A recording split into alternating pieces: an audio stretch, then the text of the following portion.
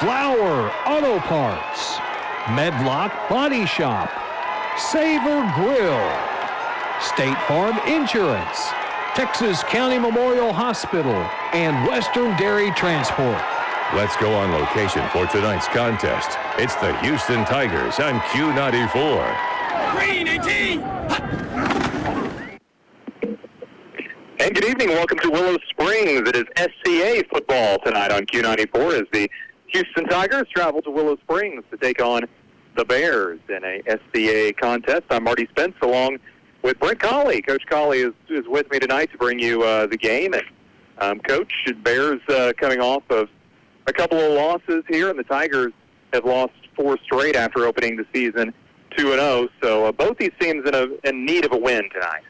I'd say both teams are really hungry for a win, Marty. And, of course, with our schedule coming up, probably, I don't even think you have to say arguably, our toughest 2 games are our last 2 games. So, we really would like to have a win. And I'm sure Houston would be, too, especially if they've got some of their players that have been hurt back.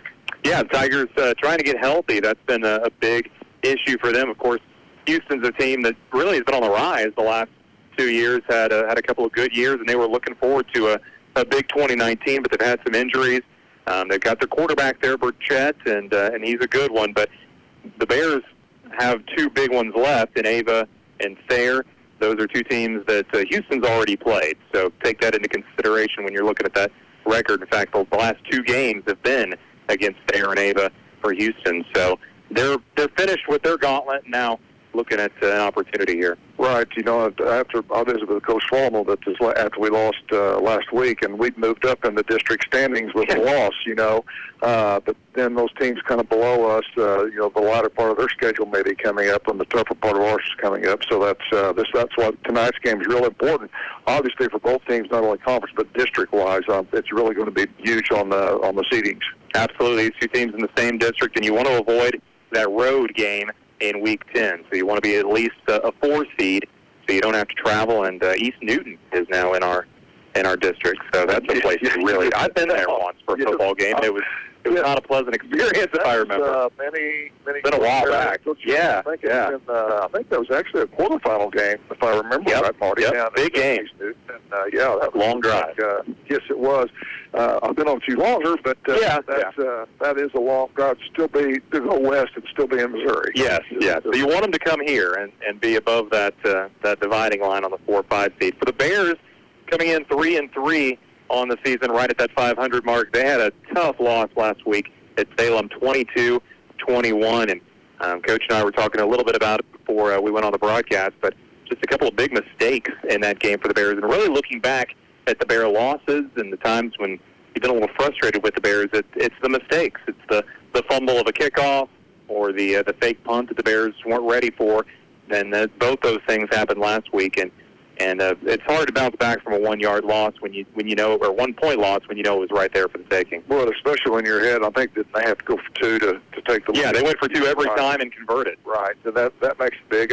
And I think when you look at the Willow Springs team, Marty, compared to maybe the last couple of years or even longer, not only have we won 3 games, but nobody has Liberty pretty much controlled the game. I think you could say we had a hard time defending the pass, which the Ackland kid was really on. He was pinpoint and really did a good job throwing the ball. Other than, still we were competitive, and every game that we've been in has been very competitive. And I would expect tonight from both teams. Both teams are going to probably really be after it. It ought to be a very good contest. Very good point about the Bears' competitiveness this year, and that's a stark contrast from the last few years where the Bears have really been blown out in some games. Big plus for the Bears, they get Brady Walton back tonight, and it's nice to have your senior quarterback back in there. Well, no doubt about it with Brady, and I was really impressed with him the Mountain Grove game here. He showed a lot more quickness than what I think I had seen before out of him on some times, Marty. Really. So you get your starting quarterback, and then you can put Henley back there, the running back. That makes it just you'll be much more effective as a team, hopefully, and it's good to have him back. Houston won the toss, and they have elected to return to start the game. And there's some big games. We'll try to keep you updated on those, too. Ava and Thayer is the big one tonight, and that's being played in Oregon County tonight. And that's the SCA championship, really, right there. So big game between two state-ranked teams. I think they're both. I watched a little KY3. I don't know if it was their game of the week or it should be. And they mentioned how they were both undefeated and they were both ranked first in their respective districts. So yeah, it ought to be a good contest. And I'm going to go out on a limb. And I'm going to say the Thayer's going to win that game. Well, you agree with Larry Spence, who has always been a Thayer honk from the beginning of the year. I'm going to say Ava just to have a. Well, they have won several SCA games in a row. If I'm not mistaken, they have. So it's just not either way is not a bad bet at all. Bears will kick off. Triton Henley will kick it away from the 40. It is a line drive end-over-end kick that will bounce and go out of bounds at the 25-yard line, and the Tigers will start there. This Bear defense, coach, has been a big improvement for the Bears this year, and Coach Preheim and Coach Swallen have done a nice job getting this defense ready to go. Well, I think the big thing that I've seen, to me, the difference in them when I've watched them, Marty, is the fact that I think that fundamentally, I think they're doing a better job tackling and containing people. And evidently, of course, if you get your high school, college, and pro rules, we're going to kick it again. Right, we kicked it out of bounds. And I thought they would get it at the 40-yard line, but they said we're going to back up 5 and kick it again. They want to return, maybe. Houston's got some guys that can run. So Henley will tee it up from the 35 now, and we will try to start this game a second time. Whistles blow. Henley drops the arm.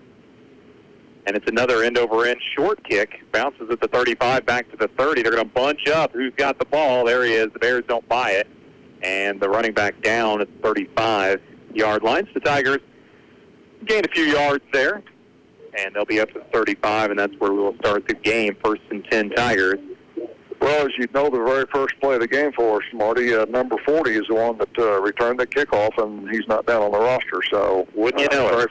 Very first one that we call out.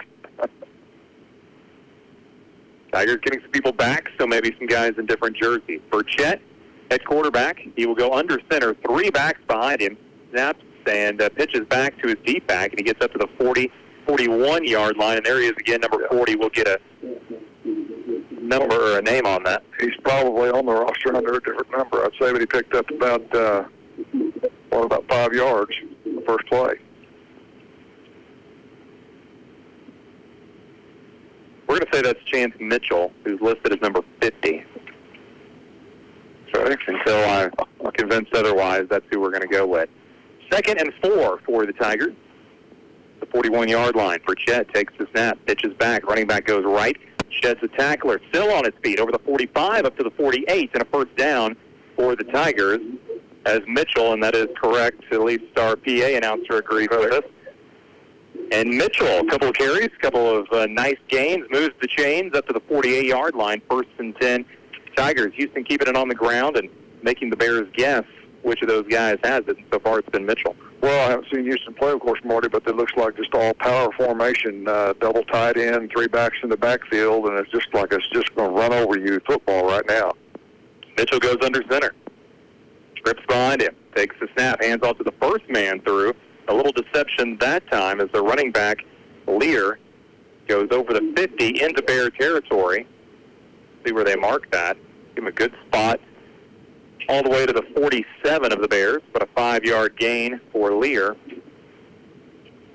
And the Tigers have ran 3 plays and gained about 18 yards, Marty, right off the bat. Well, and the Bears probably concerned. This is the Bears' strength, is the run defense, and so far the Tigers have had their way. Burchett, under center, takes the snap, hands the first back through, and he's got a hole. Secondary had to come up to make the stop at the 40. It's Mitchell. Gets 7 yards and a first down. Well, nothing fancy from the Tigers, and, I think they had a 2nd down and 4 or 5 has been their longest, to go for a first down so far. They've had short yardage every time. Very steady Tiger offense to start the game. Burchett back under center. 3 backs behind him. Bears creeping up, trying to stop the run. The Bears look a little confused on defense. Burchett, the snap back. There's a fumble in the backfield. Tigers fall on it. Going to take a loss.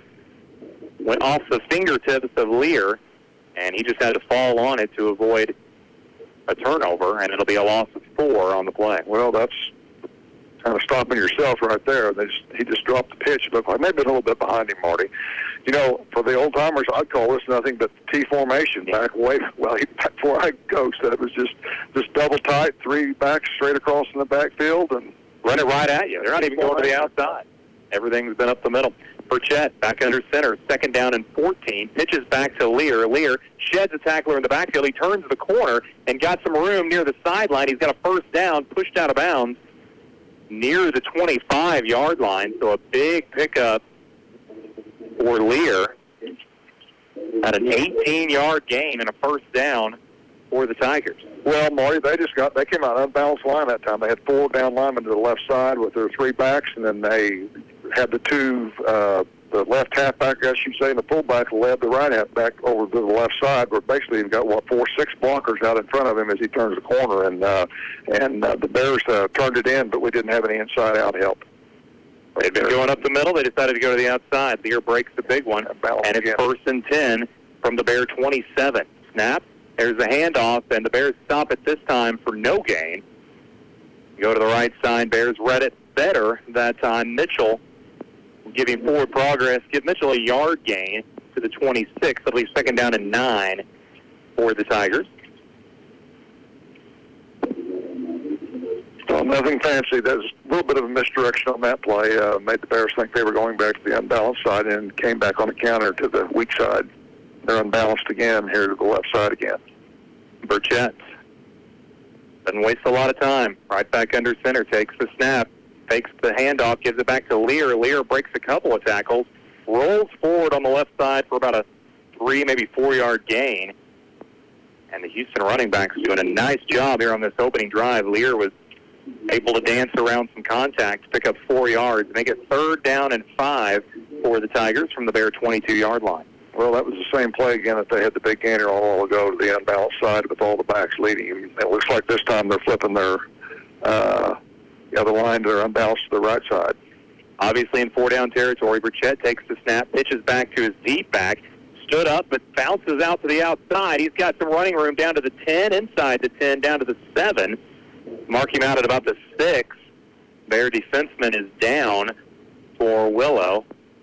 Big gainer there, 1st and goal now for the Tigers from the 6-yard line. And I think it's Crudgington, number 20, for the Bears slow getting up. He was then man in on the tackle, I think. About the only guy that could stop him. Did a nice job bouncing it to the outside, and Bears had some contact right at the line of scrimmage. Couldn't bring him down. Well, right now, Marty, that the Tigers are not doing anything but lining up and just running over the Bears, and their running backs are running really hard. I mean, there's a lot of first contact by the Bears, and the Bears are not getting him down, and so they're just doing a good job of controlling line of scrimmage, and the backs are doing a good job running the ball. Tigers definitely dominant here on the first drive. They're eating some clock too. 7:47 to go in the first quarter. We're still on the first drive of the game. Houston keeping it on the ground and driving forward. Kind of reminds you of what the Colts did to the Chiefs last Sunday. Yeah, very had that drive to start the 3rd quarter. They ate up more than half the clock, just taking the ball down the field 5-6 yards at a time. Nothing fancy, but it's working here for the Tigers. And Burchett, after Crutchington, off the field. Now we'll get ready to go.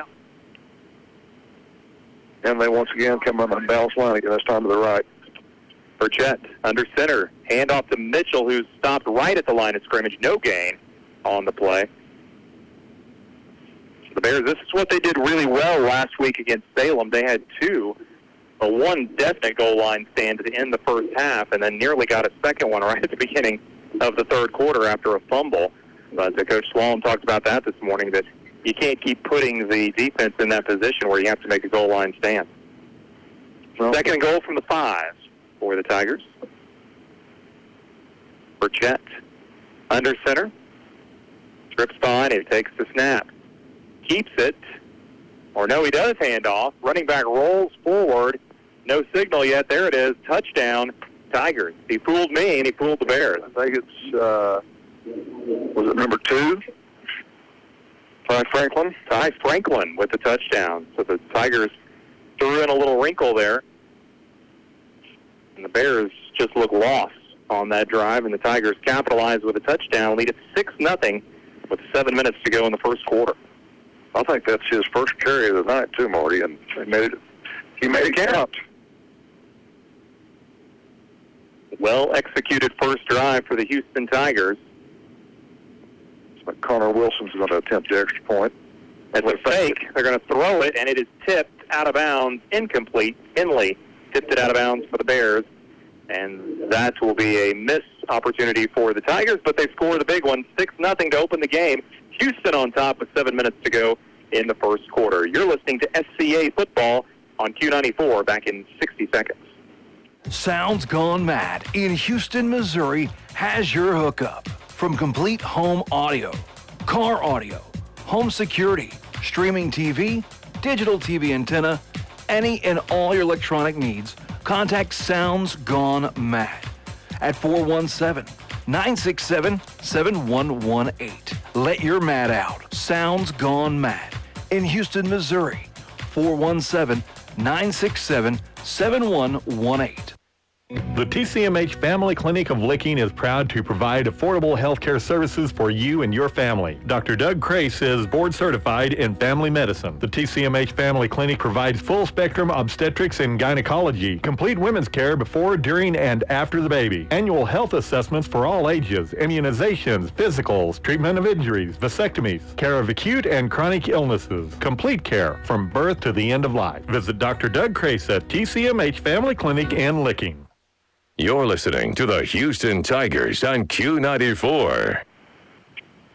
SCA football tonight as the Houston Tigers take on the Willow Springs Bears. There's Cardinal baseball on KUKU, and that is why that is a joint broadcast tonight on Q94. And if you're a Houston Tiger fan, I'm Marty Spence along with Brent Colley bringing you the action tonight, and the Tigers have broken on top first, 6-0 here in the first quarter. Marty, that drive was, I had it 61 yards, 11 plays, which is about, 5.5 yards a play, and it took almost 8 minutes off the clock. So they just controlled the very dominant first drive for the Tigers. Bears will take over 1st and 10 on their own 33. Walton back in there at quarterback. He'll hand it off to Henley, and Henley is drugged down for a short gain over the left side. The Bears with their starting quarterback back after he was hurt early in the Liberty game 2 weeks ago. Sat out against Salem last week, back in there. And they go right to Henley, who's another one of the Bears' offensive weapons. Kyle Wood, another guy to keep an eye on. He's the touchdown specialist for the Bears this year. How about said Cardinals? Where your mind might be. Maybe a little bit. 2nd down and 9 for the Bears from their own 34. Walton takes the snap, fakes the handoff, wants to throw, fires a crossing pattern that is dropped by Baker. Even if he would have caught it, it was pretty heavy traffic. Now, it looked like, I don't know if you call that a bubble screen or a tunnel screen. I forget which is which that they use for their terminology, but it's a wide receiver screen, and I think you're right. I think the Tigers had it pretty well sniffed out. Don't want to ever drop passes, but maybe not a bad one to drop there for Baker. That stops the clock, 6:12 to go, first quarter. Tigers leading 6-0. Bears on their first drive of the game. Took them a half a quarter to get the ball. And now they're facing a 3rd down and long in their own territory. Ball on the Bear 34-yard line. Walton in the gun. Receivers to the right and left. Back with him. He's going to throw. Lobs it downfield. Got a man open and is dropped. Pass dropped by the Bear receiver. And it's Kyle Wood, and if Wood would have caught it, it would have been a touchdown. It was a beautifully thrown ball. Good job of play-action pass there by the Bears, and he threw it right over his shoulder. And I guess just maybe the lights or just didn't look it in, but that was definitely was either going to be a touchdown or a very long play for the Bears. Missed opportunity there for the Bears, and they'll have to punt it away with 6 minutes left to play in the first quarter, trailing 6-0. Henley will punt it. Tigers will put a deep man back at their own 35-yard line. Henley takes the snap. Nice kick. Over the head of the return man. Takes a nice Bear bounce inside the 10 down to the 6-yard line. Triton Henley. And Triton's got a lot of attributes, but punting is maybe one that we don't we don't comment on a lot, Right. but he's a pretty good punter. I was trying to figure that out in my head, Marty. I think that was a 60-yard punt after the roll. Yeah, it would be. Kind of a low spiral, got a good bounce out of it, and a good job with the Bears' extra team there, or extra, or the Special team. punting team. Yeah, Special team, yeah. Yeah, I was just going to say, the Bears only had the ball like a minute and a half there, Marty, after giving up a, almost an 8-minute drive. So it's going to be interesting to see how, if anything changes here on this second possession. Tigers have a big field in front of them. Burchett in the backfield takes the snap, hands off, and the running back is stood up, and they are still piling on, blow the whistle. I hear fans outside saying blow the whistle, and now they're saying there was a fumble at the end of it. I don't know if anybody knows there was such a... That's one of those plays you gotta blow the whistle, right? Well, they must have watched that Kansas City game again. Mitchell, I believe, had the ball. It's about a 4-yard gain after the scrum. Well, I think everybody on the field was in on that. I think I counted 2 Willow Springs players still standing up at the end of that play. It took 9 of them, and I'm not sure if he actually went down or not. No, I don't think he ever went down. 2nd down and 6 for the Tigers on their own 10-yard line. Burchett takes the snap, fakes the handoff. He's trapped in the backfield and down for a 1-yard loss on the play. Burchett going to try to scramble. They're not a bad play call, but the Bears read it well, and it'll be 3rd down and 7 for the Tigers. Well, it's the first time that the Tigers have kind of had long distance to go on 3rd down. If you get 7 yards a long way backed up here, and it'd be interesting to see. They have shown no inclination to pass, and they're backed up in their own territory here to get the first down. So what will they... I would look for some misdirection or just that power play that they ran. But we do have a couple of wide receivers, looks like, out here in a slot. So they're going to change formations. Split 2 right, 1 left. And it's a handoff. And got some blocking, gets across the 10 up to about the 13, but he'll be stopped there shy of a first down.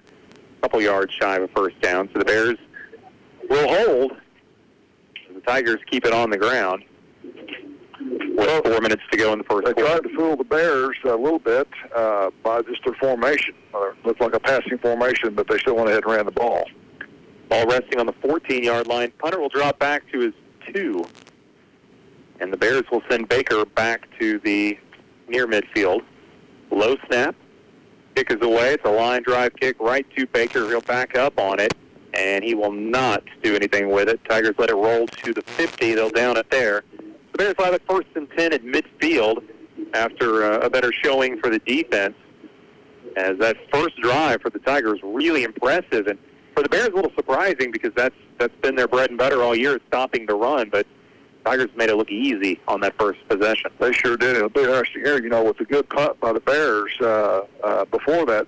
I think there's a flag on the other side of the field there, Marty, and we're having a discussion. Oh, yeah, there is. But anyway, the Bears were going to start right at midfield, so it'll be interesting to see what this flag is. If it's on Willow, it could be a first down for Houston if it was during the kick snap. Yeah. Still talking things over. Bears moving backward. Must be after the possession. Yep. Personal foul on the Bears after Blocking the back. player, holding. That's not the call for holding, I didn't think, but holding is the call, and the Bears will now have it 1st and 10 from their own 40-yard line. The field position that's so important, and the Bears made a little gain there, but now they're going backwards. Well, 35 to go first quarter. That was supposed to be from the spot of the foul, and that looks like to me that's about a 25-yard penalty instead of 15 or 10 or whatever it was. Walton's got 3 receivers on the right side. He'll put 1 in motion and flicks to him. It's Wood. He's being corralled, gets away from 1, 2, but the third guy chases him down on the left sideline. He'll get about 2 yards on the play, but not what the Bears designed there. Nice job by Houston. Obviously, they've done their scouting, and the Tigers keeping an eye on Kyle Wood, I'm sure. You would think the way he's when he showed a lot of quickness and speed. He's a lightning-type runner. He is. When he gets open field, he's going to go to the house. 2nd and 8 for the Bears from their own 42. Walton puts 3 receivers on the right side. Henley's back there with him. Walton takes the snap, hands it off to Triton. Henley Sheds one tackler, but the Tigers are there to wrap him up after a short gain. We'll give him a yard, and it'll be 3rd down and 7 from the Bears, and the Willow offense having a hard time getting things going, or the Tiger defense is doing a really nice job, whichever way you want to Tiger frame defense that. has done well. The Bears have ran the ball 3 times for 5 yards so far, so not a whole lot of offense so far for Willow Springs. We'll see if the Bears want to pass. They had 3rd and long on their first drive, and a dropped pass by Wood. We'll see if Walton wants to go to the air again. Got receivers right and left. Henley's in motion. They fake the handoff. Walton's back to pass, throws it up for grabs, nearly intercepted in the backfield, knocked down by the Tigers. Nice play by Toon to knock it down, incomplete. The Bears will have to punt it again. Well, he had a double clutch on it. He was one throw to Bailey Iron out in the flat, and I think he double clutched, and then by the time that he threw it, the Houston defender was right there, and I think that was a smart thing to do. He threw it short. Good pressure by the Tigers. And the defense for Houston has been stout here in the first quarter. 2:11 to go first quarter. Houston leading 6-0, about to get the ball back. Henley to punt from his own 30. Unleashed a 60-yard punt a minute ago. Here's another good one, end-over-end kick that will bounce and take a high hop at the 20, inside the 20, and down at about the 17. It's not quite as good, but still 43 yards. Decent punt by Henley, and the Tigers will take over again with a long field in front of them and kind of settled into a defensive battle here in the first quarter. Tigers leading 6-0.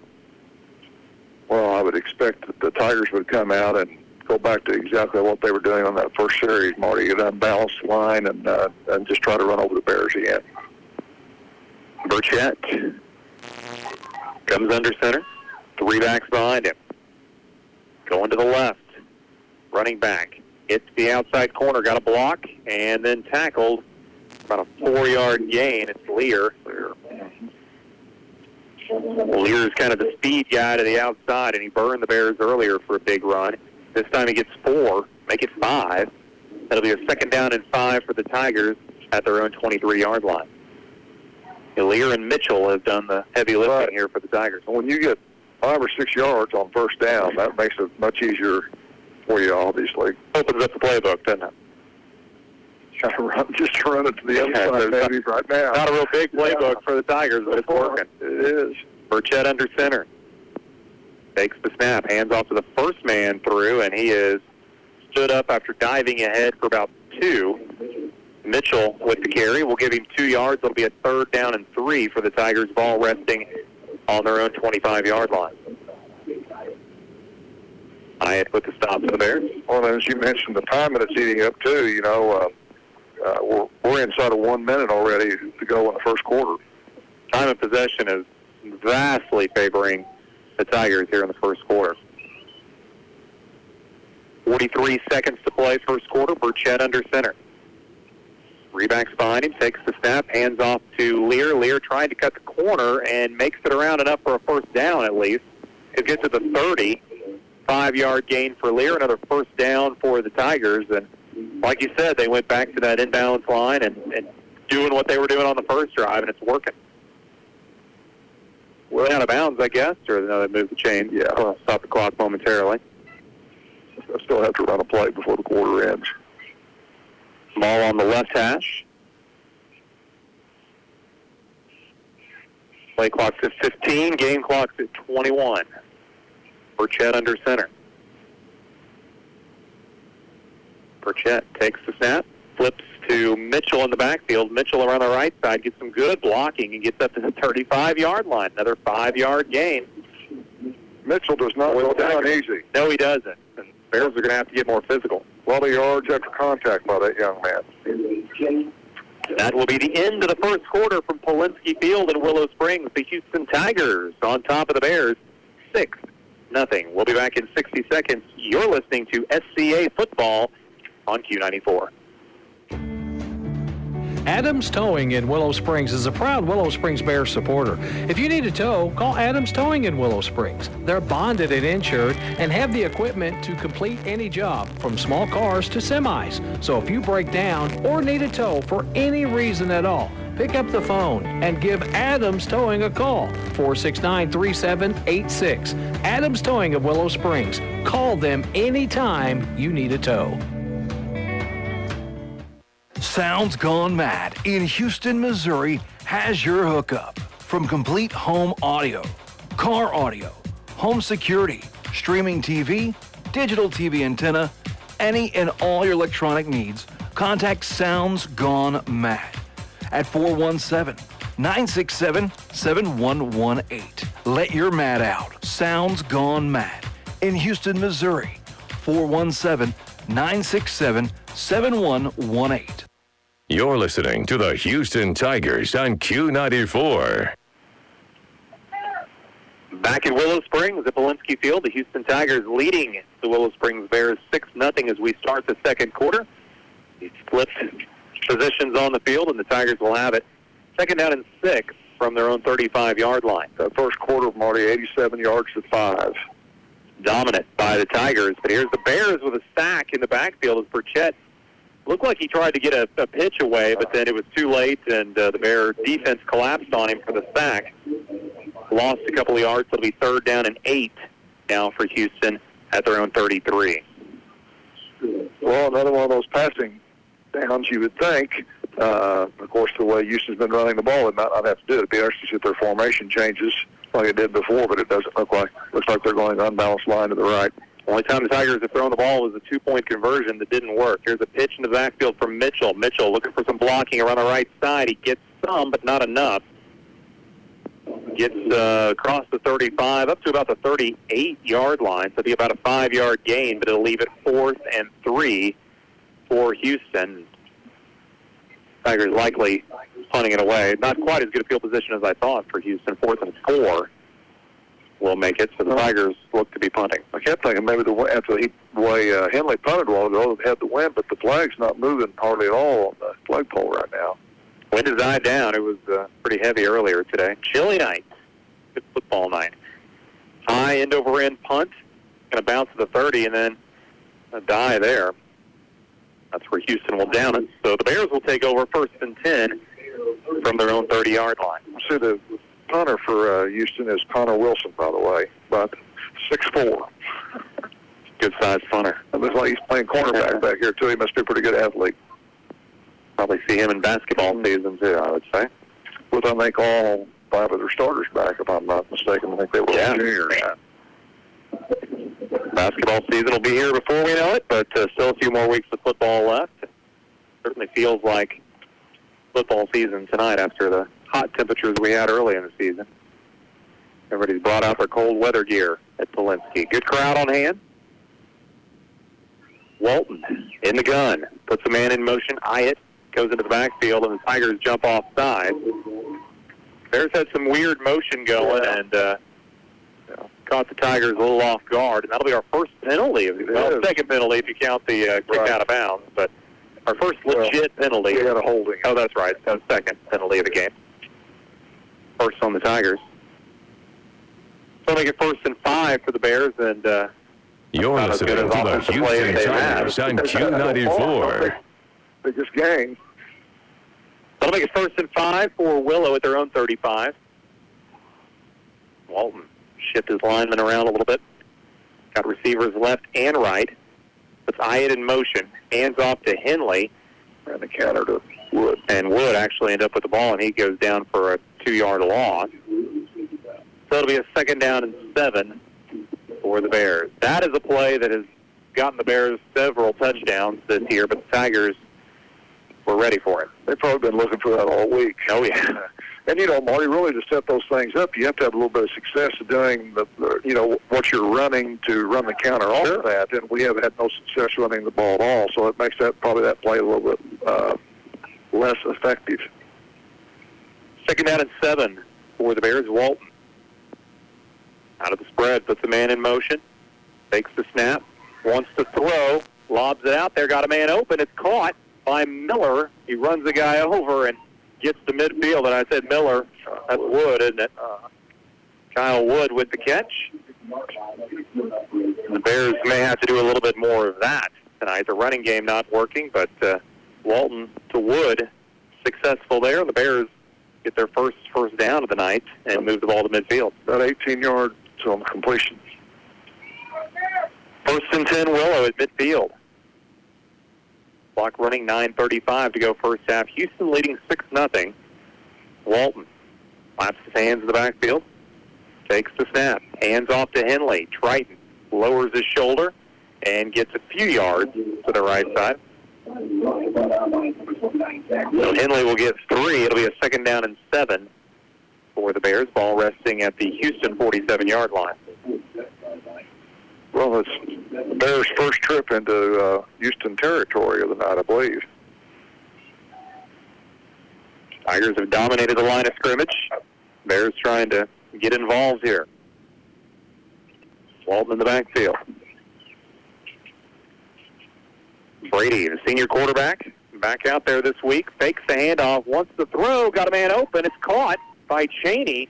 Cheney rolls down to the 35-yard line, so a 12-yard gain to the tight end, Cheney. And the Bears move the chains again. It's the passing attack for Willow that's bailing them out. Great ball fake there by the Bears. Faked the handoff and found Cheney over on the left side for a good gain. The Bear offense having some success for the first time tonight. It's been through the air. If the Tigers can adapt. 1st and 10, Willow from the Houston 35. 8:23 to go in the half. Walton got Henley in the backfield with it, puts a man in motion, takes the snap to give his to the back, and he is mowed down after a short gain. And it's Miller with the carry. We'll give him a yard. Not much for the senior running back. So far, like you mentioned, not the only offense the Bears have been through the air. The Tigers have really been stout up front. 2nd down and 9 for the Bears from the Houston 34. First time, really, the Bears have come close to threatening in this first half. Walton with Henley behind him. Takes the snap, fakes the handoff, wants to throw, throws it deep, overthrown his receiver. It's tipped and incomplete. Tigers had 2 defensive backs in the area, and that's nearly an interception for Houston. Intended for Baker. I was trying to see who the Houston defender was. He can't read his number. He made a good play on the ball. He did. A little overthrown, and Tigers broke it up and make it a 3rd down and 9 for Willow. In 4-down territory here. 4-down territory has become so big, Coach. That's changed just a little. If you're across midfield, you're in 4-down territory. Walton out of the gun, puts Hyatt in motion, takes the snap. Brady wants to run, shakes the defender, gets it inside the 30, down to about the 29. He'll pick up 5 and make it a 4th down and 4 for the Bears at the 29-yard line. So Walton testing out that knee a little bit. He looked like he was running a little cautiously. I thought he was. He was looking. He really wanted to pitch the ball. He was running the option. You could tell he really wanted to pitch it, and the Houston defenders really defended our pitch guy good, so he had to run it. It looked like he was really kind of bracing himself for the hit there. Walton, good competitor. We heard about it at school all last week. He wanted to be in that Salem game, but set out that one. He's glad to be back tonight, trying to lead a drive here. 4th down and 4 for the Bears. Then Houston jumps. We also did over on the left side. I don't know which one of them first. Maybe evidently the Tigers. And it's on the Tigers. That is a costly penalty for Houston. As the Tigers jump offside and give the Bears a nice gift, a 1st down, and put them close to the red zone here with 6:42 to go in the first quarter. Houston leading 6-0. Yeah, those are the kind of penalties that really make coaches the gray hair, so to speak, because we have 4th and 9, I think. They not stepped off the. I thought we got the 1st down with the. Well, we should have, but they're still going to talk about it. Bears break the huddle, and then the official says, "Hold up, boys, we're not quite done talking this over." The offsides on the Tigers, which is the call was originally. I think the discussion may have been, we did have a guy move on the other end of the line, but I think our guy moved after they broke the neutral zone. Okay. I think that's what they were discussing. Just making sure they got it right. and it'll be a first down for the Bears on the 24-yard line. I say our guy, I meant the Willow guy. I've got to get that. Yeah, Vernacular. we're just NCAA football guys tonight.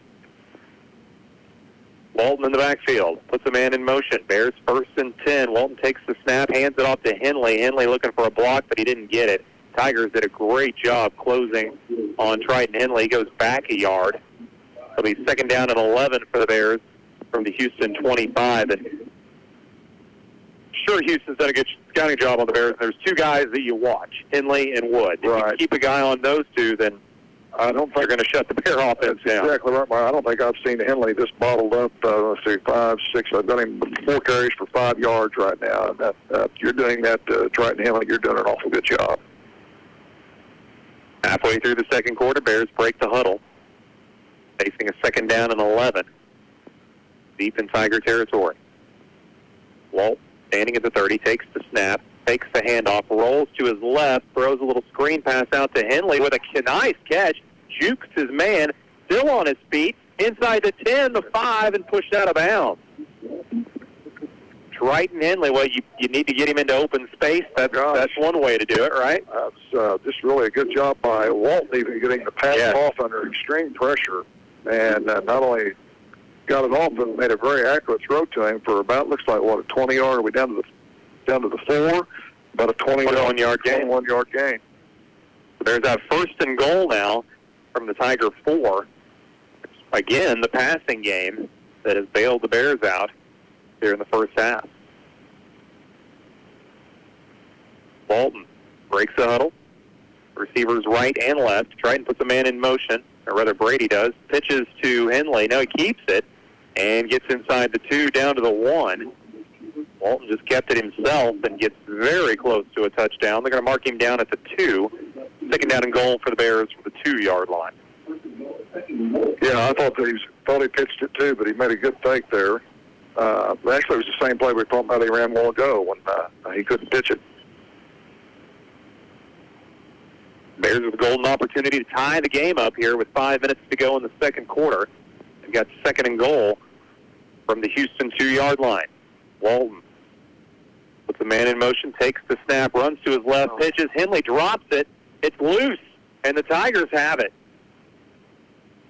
We'll wait for the official word. There it is, and Henley just dropped it, and Tigers were right there to take it over. And what a huge momentum swing that is, as the Bears look like they had a sure touchdown, and instead Houston takes over after the fumble. I thought the pitch might have been just a hair behind him, but he looked like if they would have made connections that he had some running room. But the Tigers do a good job of getting after that football when it was down. Bears relied on that pass a lot. Burned them that time with the fumble. The Tigers will take over. Burchett pitches into the backfield. Running back going to the right side, breaks the tackle, still on his feet at the 20, up to the 25-yard line. And it's Lear with the carry. Or no, sorry, it's Mitchell with it. He's been a workhorse all night. Tigers get out of the hole and get it all the way up to the 25-yard line. First and 10, Houston at their own 25. Turnovers and penalties. Drive killers, and the Bears fall victim to our first turnover of the night. Here's the pitch back by Burchett. Running back met right at the line of scrimmage and driven backward. Trying to go to the right side. No gain. I think that's Mitchell. One of the few times that we have really stopped Mitchell at the line of scrimmage, or the Bears have. And really this game's kind of turned into, Marty, and it's one team runs the ball, one team passes the ball, and neither team can do the other. Tigers scored with 7 minutes to go in the first quarter, and that's been it.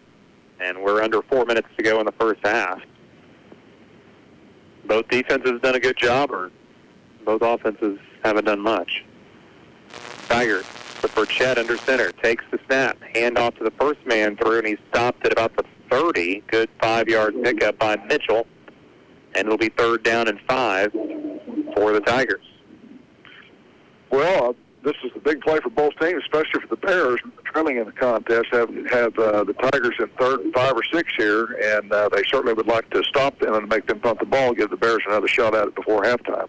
Both teams have all timeouts left. This first half has just flown by. It's 7:38, and we're already almost to halftime. We'll see how fast the last 3 minutes of the half goes. Burchett goes under center. Big 3rd down and 5 here for the Tigers. Gives to his running back. It's Mitchell, and he looks like he's got a first down. Tiger offensive line is doing a great job for Houston. They are moving the Bear D-line back, and that's giving Houston those 4 or 5 yards before they even have to work. And now a Bear player down. Trying to see who that was. On his knees. Of course, we have excellent medical care out there with Jim Taylor. Doc Shaw's usually around, too. Chris Miller in it, yeah. Yep, Miller gets up a little gingerly, and now he's going to make it off. I'm not sure what the officials were making signals there, but it looks like we're good to go. Bears were taking a little break, but now they're back out on the field. Miller comes off the field, holding his arm. And it's 1st and 10, Houston, from their own 36-yard line. Burchett under center, takes the snap, hands off to the second back, and he is dropped for little gain. Lear with the carry, and we'll give him about 2 yards. It'll be 2nd down and 8 for the Tigers. Clock still running, 2:45 to go in the first half. If you're a Houston Tiger fan, at halftime for Bear games, we do a fall sports focus, and we're going to go ahead and do that, so I hope you'll indulge us for that. But we've got an Athlete of the Week award to give away, so Coach is going to have to help us do that coming up at halftime. We'll also check some scores for you, too, including a baseball game that's being played tonight. Burchett under center, takes the snap, rolls like he wants to pass. Is it the first pass of the game? He tucks it, now swings back, throws it up for grabs, it's tipped, and incomplete, and that was a dangerous pass for Burchett. It was a Tiger that knocked it down. Lear actually knocked it down, but there were all kinds of guys in the area that could have caught that ball. There was a lot of maroon jerseys back there, and that ball was on, I used to call them moon balls, what it kind of looked like. Just threw it up there really high, and really, the Tigers are lucky that that ball wasn't intercepted. 3rd down and 8 for the Tigers. A rare clock stoppage and the first pass attempt by Houston tonight. So they're going to have to call timeout. Clock down to 2-1, and there is a timeout on the field by the Tigers with 2:13 to go in the first half. Houston leads Willow 6-0. We'll be back in 60 seconds. You're listening to SCA Football on Q94. Does this sound like you? Or maybe your inner biker sounds like...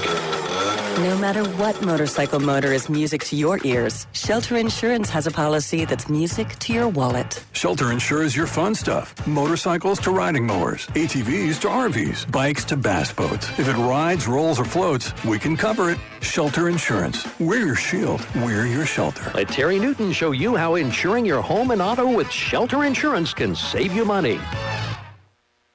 Sabre Grill and Barbecue in Houston has a great Tiger Burger for that hungry feeling before and after the game.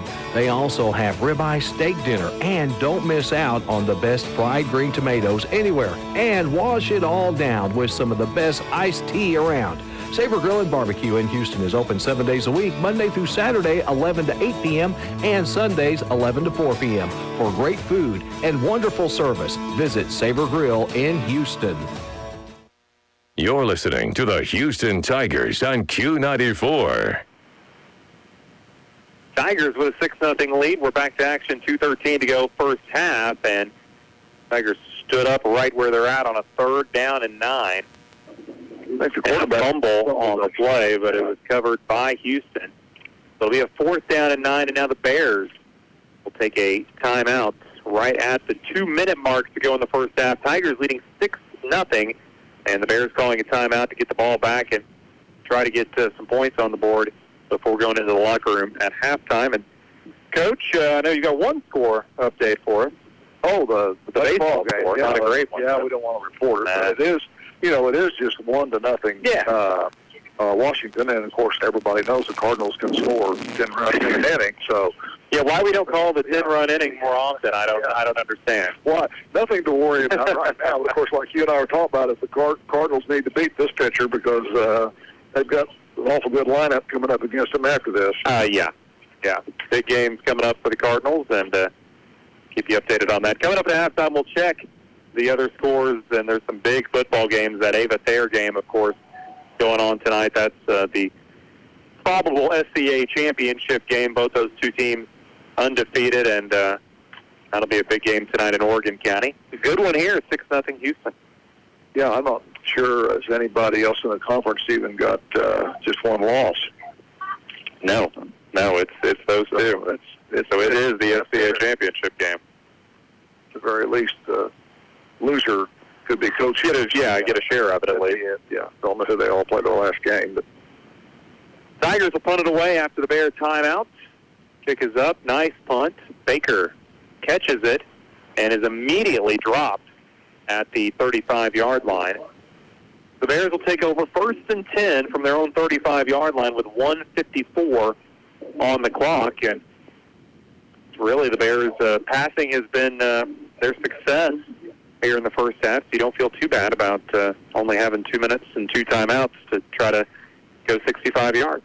Well, I've got the Bears for around 50 yards passing, and I would say less than 10 rushing. So you would think that the Bears would be throwing it here. Walton, the senior quarterback, for being out a couple of weeks, is back, doing a nice job tonight.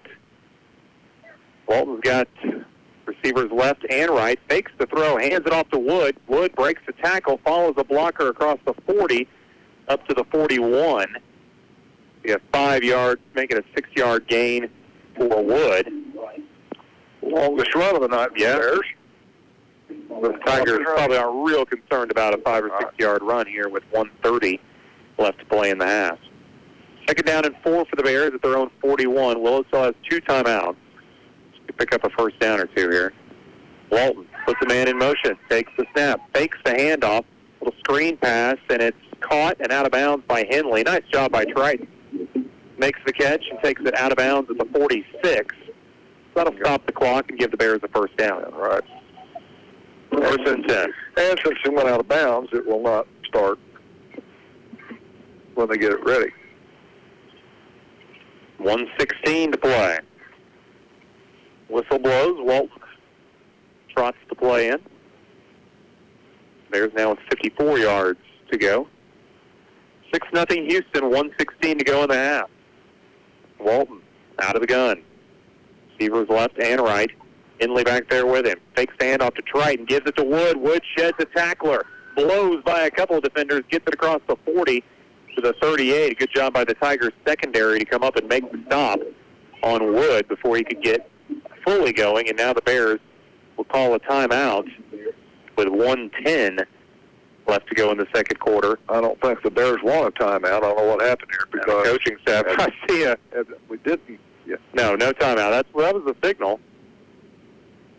But no timeout. I don't know if somebody called and the coach said no. No, we don't want. We take it back. Right. We take it back. 1st down. You want to take it.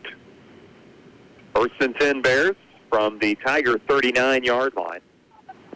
Walton got a man behind him. Spread formation, takes the snap, fakes the handoff, wants to throw long, puts it up there, got a man, and it is intercepted. Intercepted at the 5, coming back the other way, 10, 40. Coming close to midfield, dropped at the 44-yard line with 36 seconds to play. And again, the turnover by the Bears and the Tigers take it away and preserve their halftime lead at the least, and now they've got 36 seconds, and there's a flag. And probably on the return, I would guess. The sideline warning, Marty's what looks like he's done. Yeah. Well, if the official ran into somebody on the Houston sideline or something, maybe. But, that's one of those, we were going for the home run there and just threw it a little bit too far. Actually, the Houston defender never did let us get behind him, and that was the reason the ball was intercepted. Did a really nice job on the play. Comes up with the pick. The Bears will fumble inside the Houston 20, and now a pick to stall a drive late in the second quarter, and we'll see if the Tigers want to run out the clock or take a shot here. Burchett under center. Flips it back to Mitchell. Mitchell follows his blockers on the right side. Pulled down after about a 3-yard gain with 30 seconds to go in the half.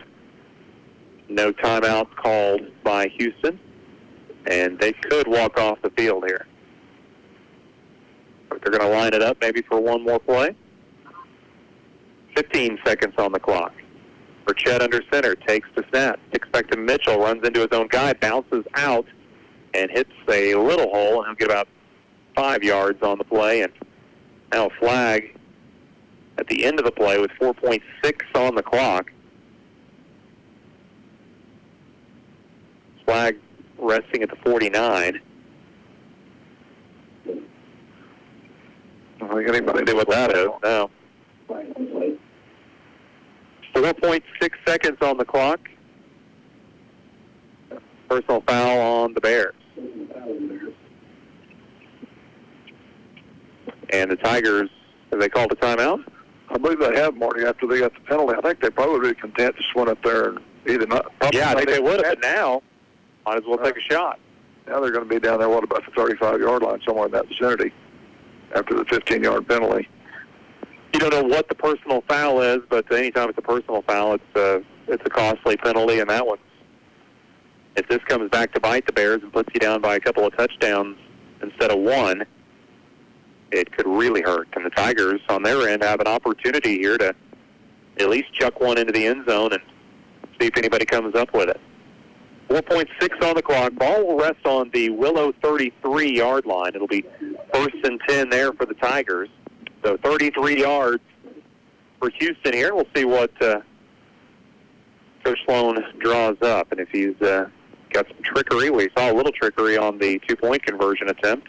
Well, this is a game, one of those situations, Marty, where, you know, as your Will Springs, you're saying, you know, your defensive backs get back there and make sure nobody gets behind you. Yeah. In this situation right here. But, you know, they're close enough that, you know, it's not out of the realm of possibility, of course, to score on this play, and that would really change the complexion of this game if that happens. Burchett under center, 2 backs behind him, 1 receiver to the right side.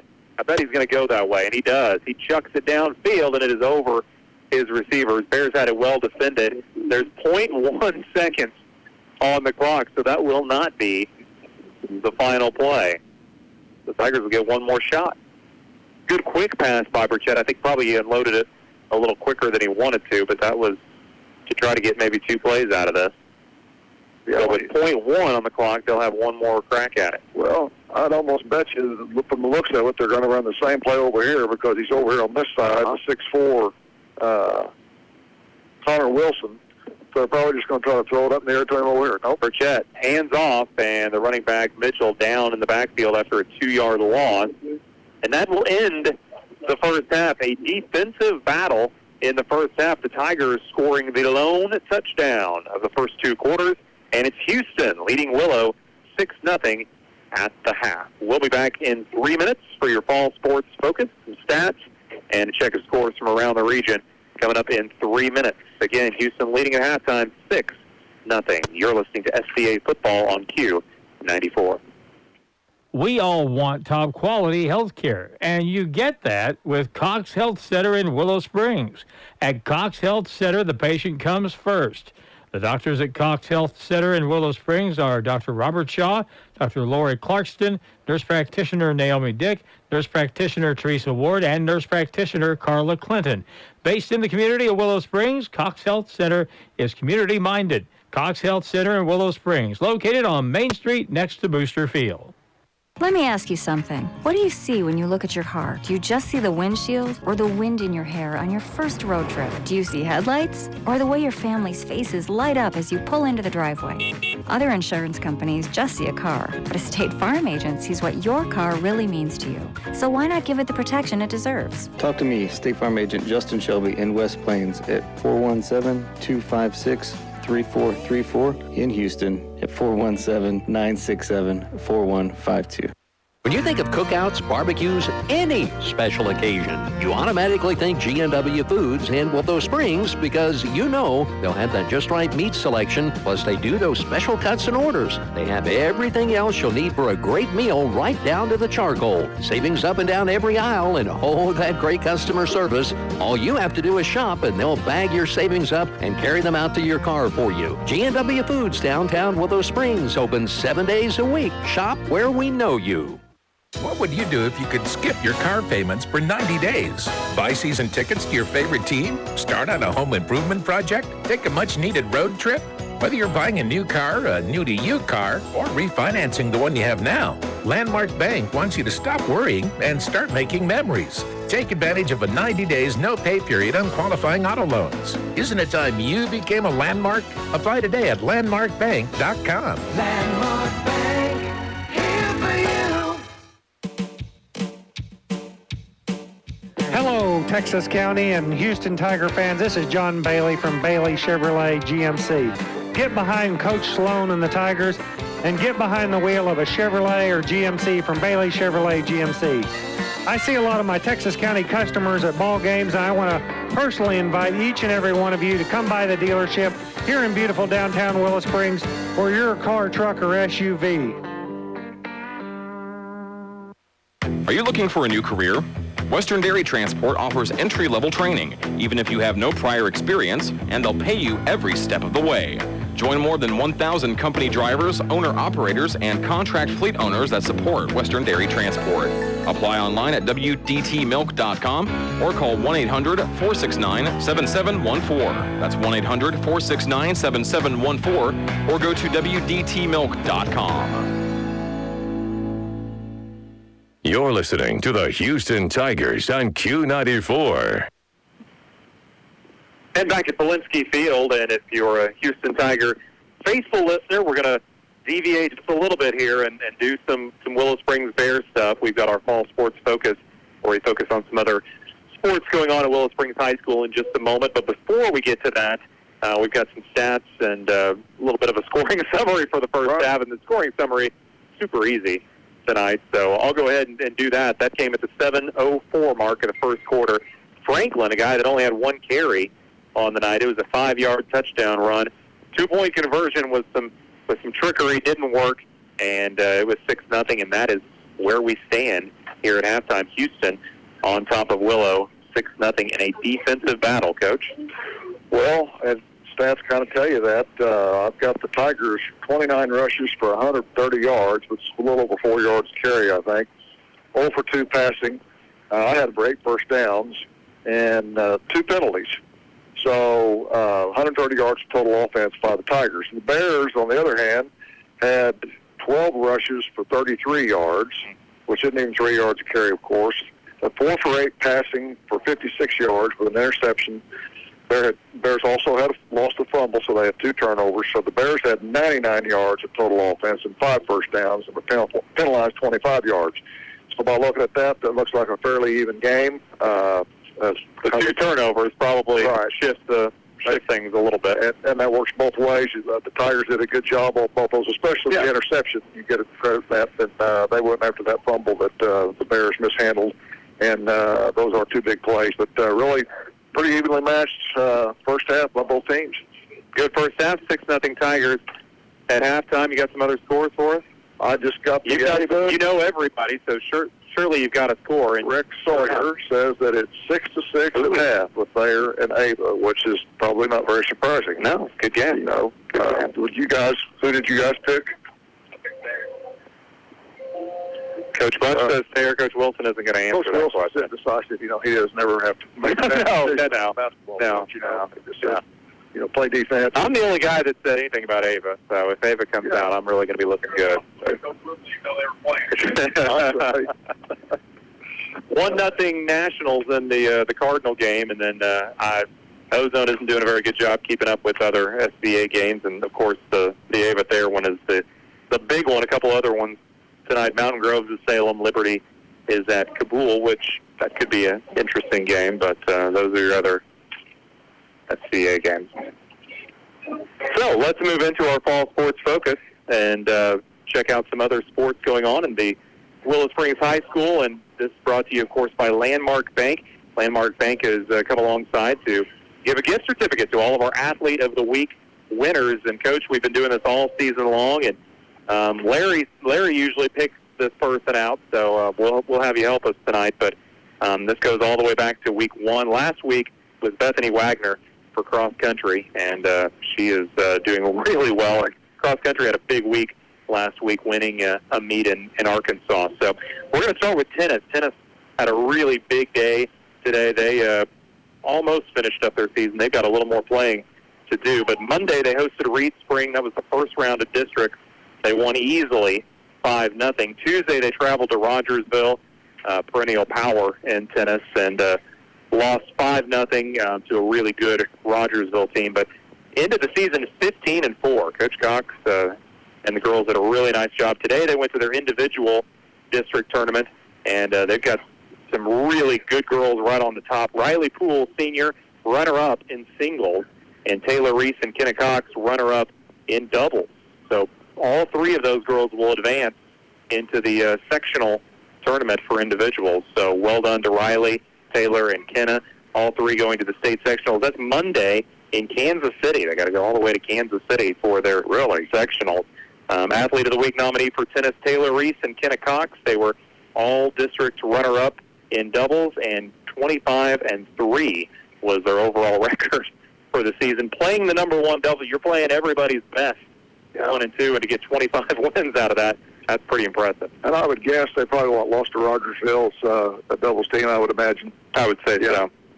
A good season, and well, you know, Marty, year after year, that, as you well know, Coach Rhodes and Marty Spence on David Cox, our tennis program, girls and boys, has been very strong almost every year. You can hardly ever find a year that you don't have a record close to that, and David's just continued that legacy. Tremendous record, 15-4 is the team, and for those of you that don't follow tennis a lot, we have had a lot of really good teams in the past, and we play teams that not a lot of teams around here have a girls' tennis program, so we play a lot of the Springfield schools, the Waynesvilles, the West Plainses, so some big school competition. Right, and as you go further, you're playing a lot of these private schools, and you're playing against, just quite frankly, you're playing against a lot of young ladies that have had a lot of private country club girls. Yes, you bet. A lot of private lessons throughout their lives, and so we've done really well. Let's move on to softball. Coach Bunch comes through. One week he didn't give us his fall sports focus, so we had him put the headset on. He had to deliver it verbally, but he did send it in today, so we'll let him off the hook. Softball had a tough week. Lost to Ava 17-9 and Waynesville 21-11. Those are some big numbers, but I know both of those games the Lady Bears were in it right until those last innings, and things kind of just got away from them. Coach Bunch is just taking credit for the offense of those two games. That's a lot of runs. Yeah, that's a lot of runs. 20 runs this week. So look at that. Look at the win with 20 runs. The Cardinals scored 10 on him. They won easy. Yeah. Softball team, though, things are coming together. They got districts coming up next week. They play Hartville on Wednesday at 6 o'clock. That's in Ava, right, Coach? So if not do anything next Wednesday evening, go to Ava to watch the girls play Hartville at 6. And it's been a tough season, but have some shots there, I think, to do some damage. So better. Right, Ava, the team they lost to, is the top seed in districts, and they were right there with Ava in the late innings.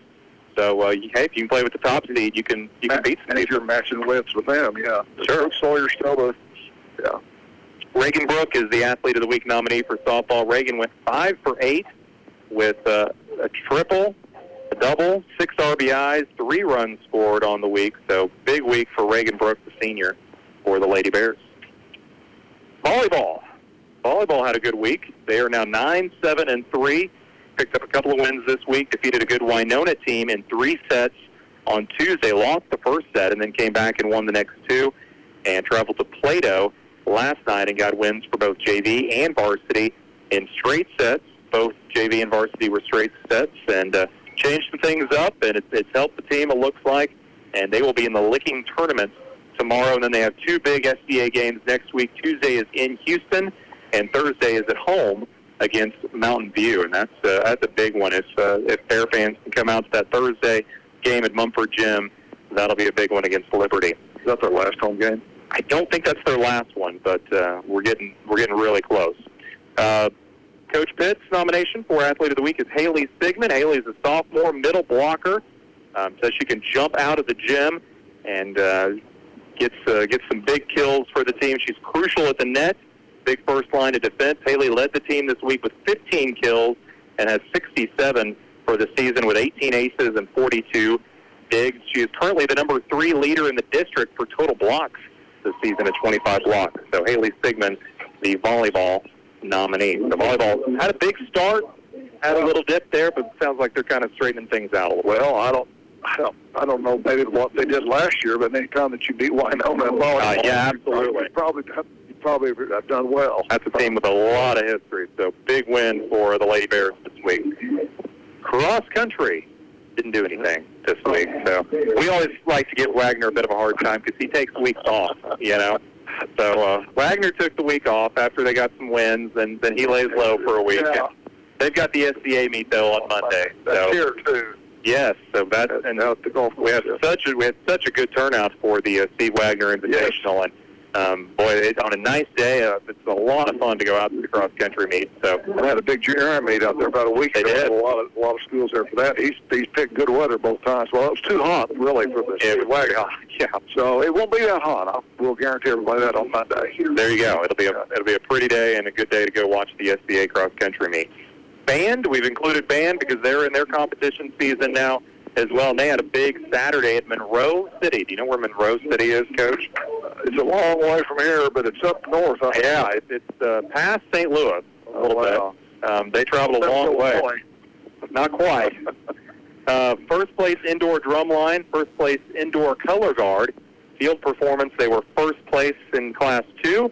Best music, best visual, best general effect, best color guard, best percussion, and they had the best score out of all classes. So they swept. They won everything you could possibly win at this competition, and I think the people in Monroe City may know where Willow Springs is on the map now. So good job to Mr. Cochran and the band. They swept at Monroe City.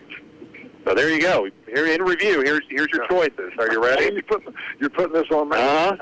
Athlete, because I'm the principal. Okay. If I start calling kids out, that doesn't work well. It doesn't Right. Softball, Reagan Brooks. Volleyball, Haley Sigmund.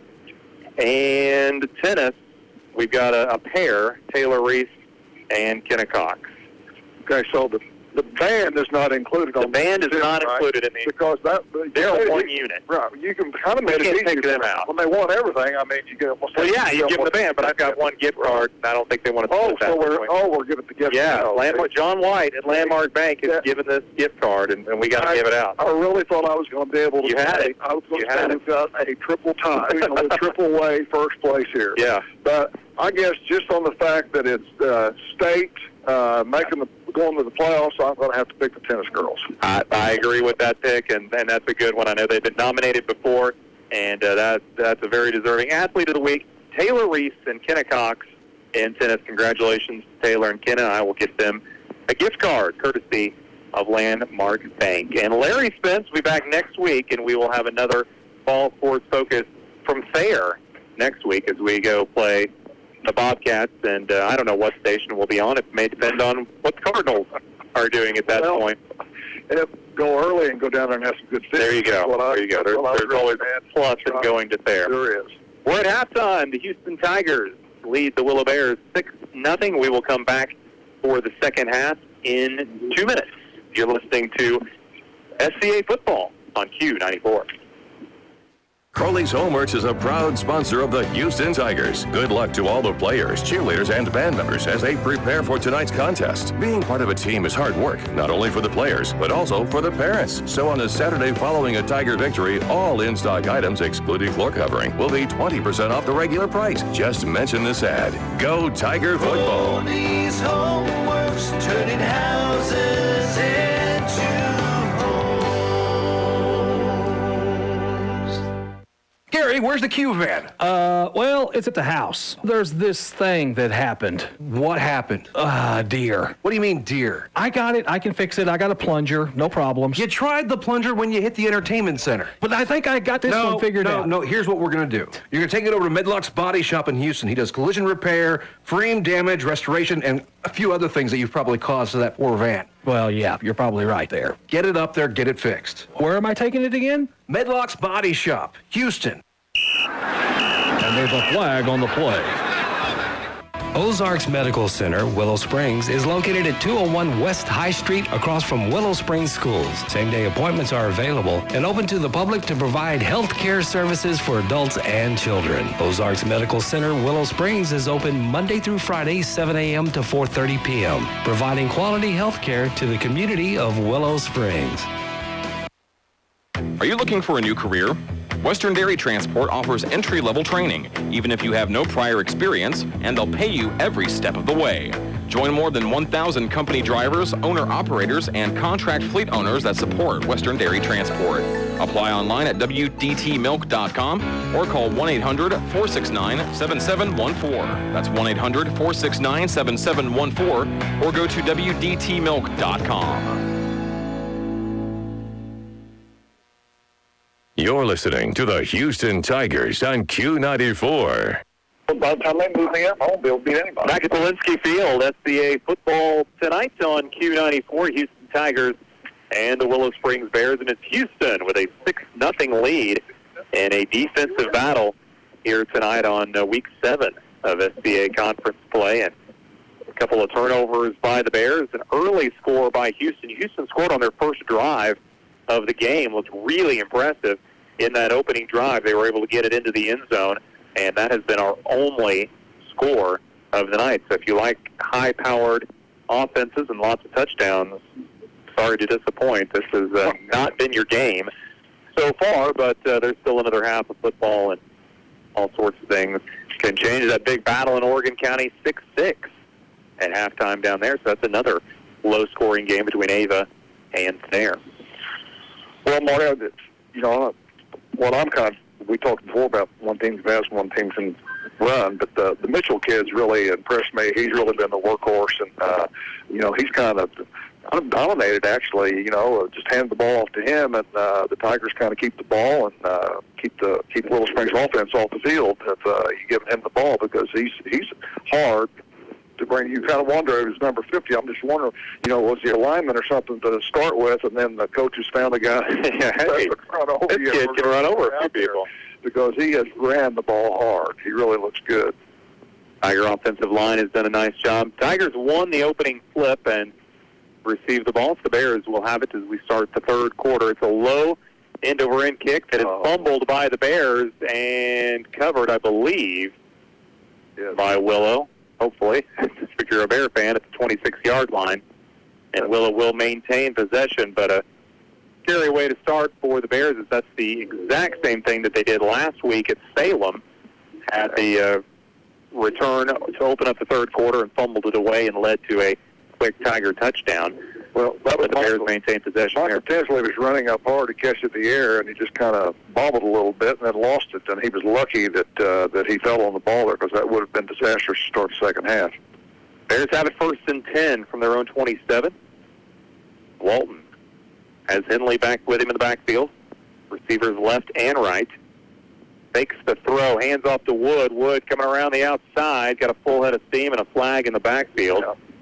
He'll get about 8 yards, but it's coming back. He's holding on the Bears, and the flag's right at the 25, so that's a tough penalty for the Bears, and field position is Bears are going to be backed up here early in the third quarter. Well, especially when the Bears had one of their few good running plays of the night, and had it lost it there on the holding penalty. So it'll go back to the old 16-yard line. So 1st and 21 for the Bears from their own 16.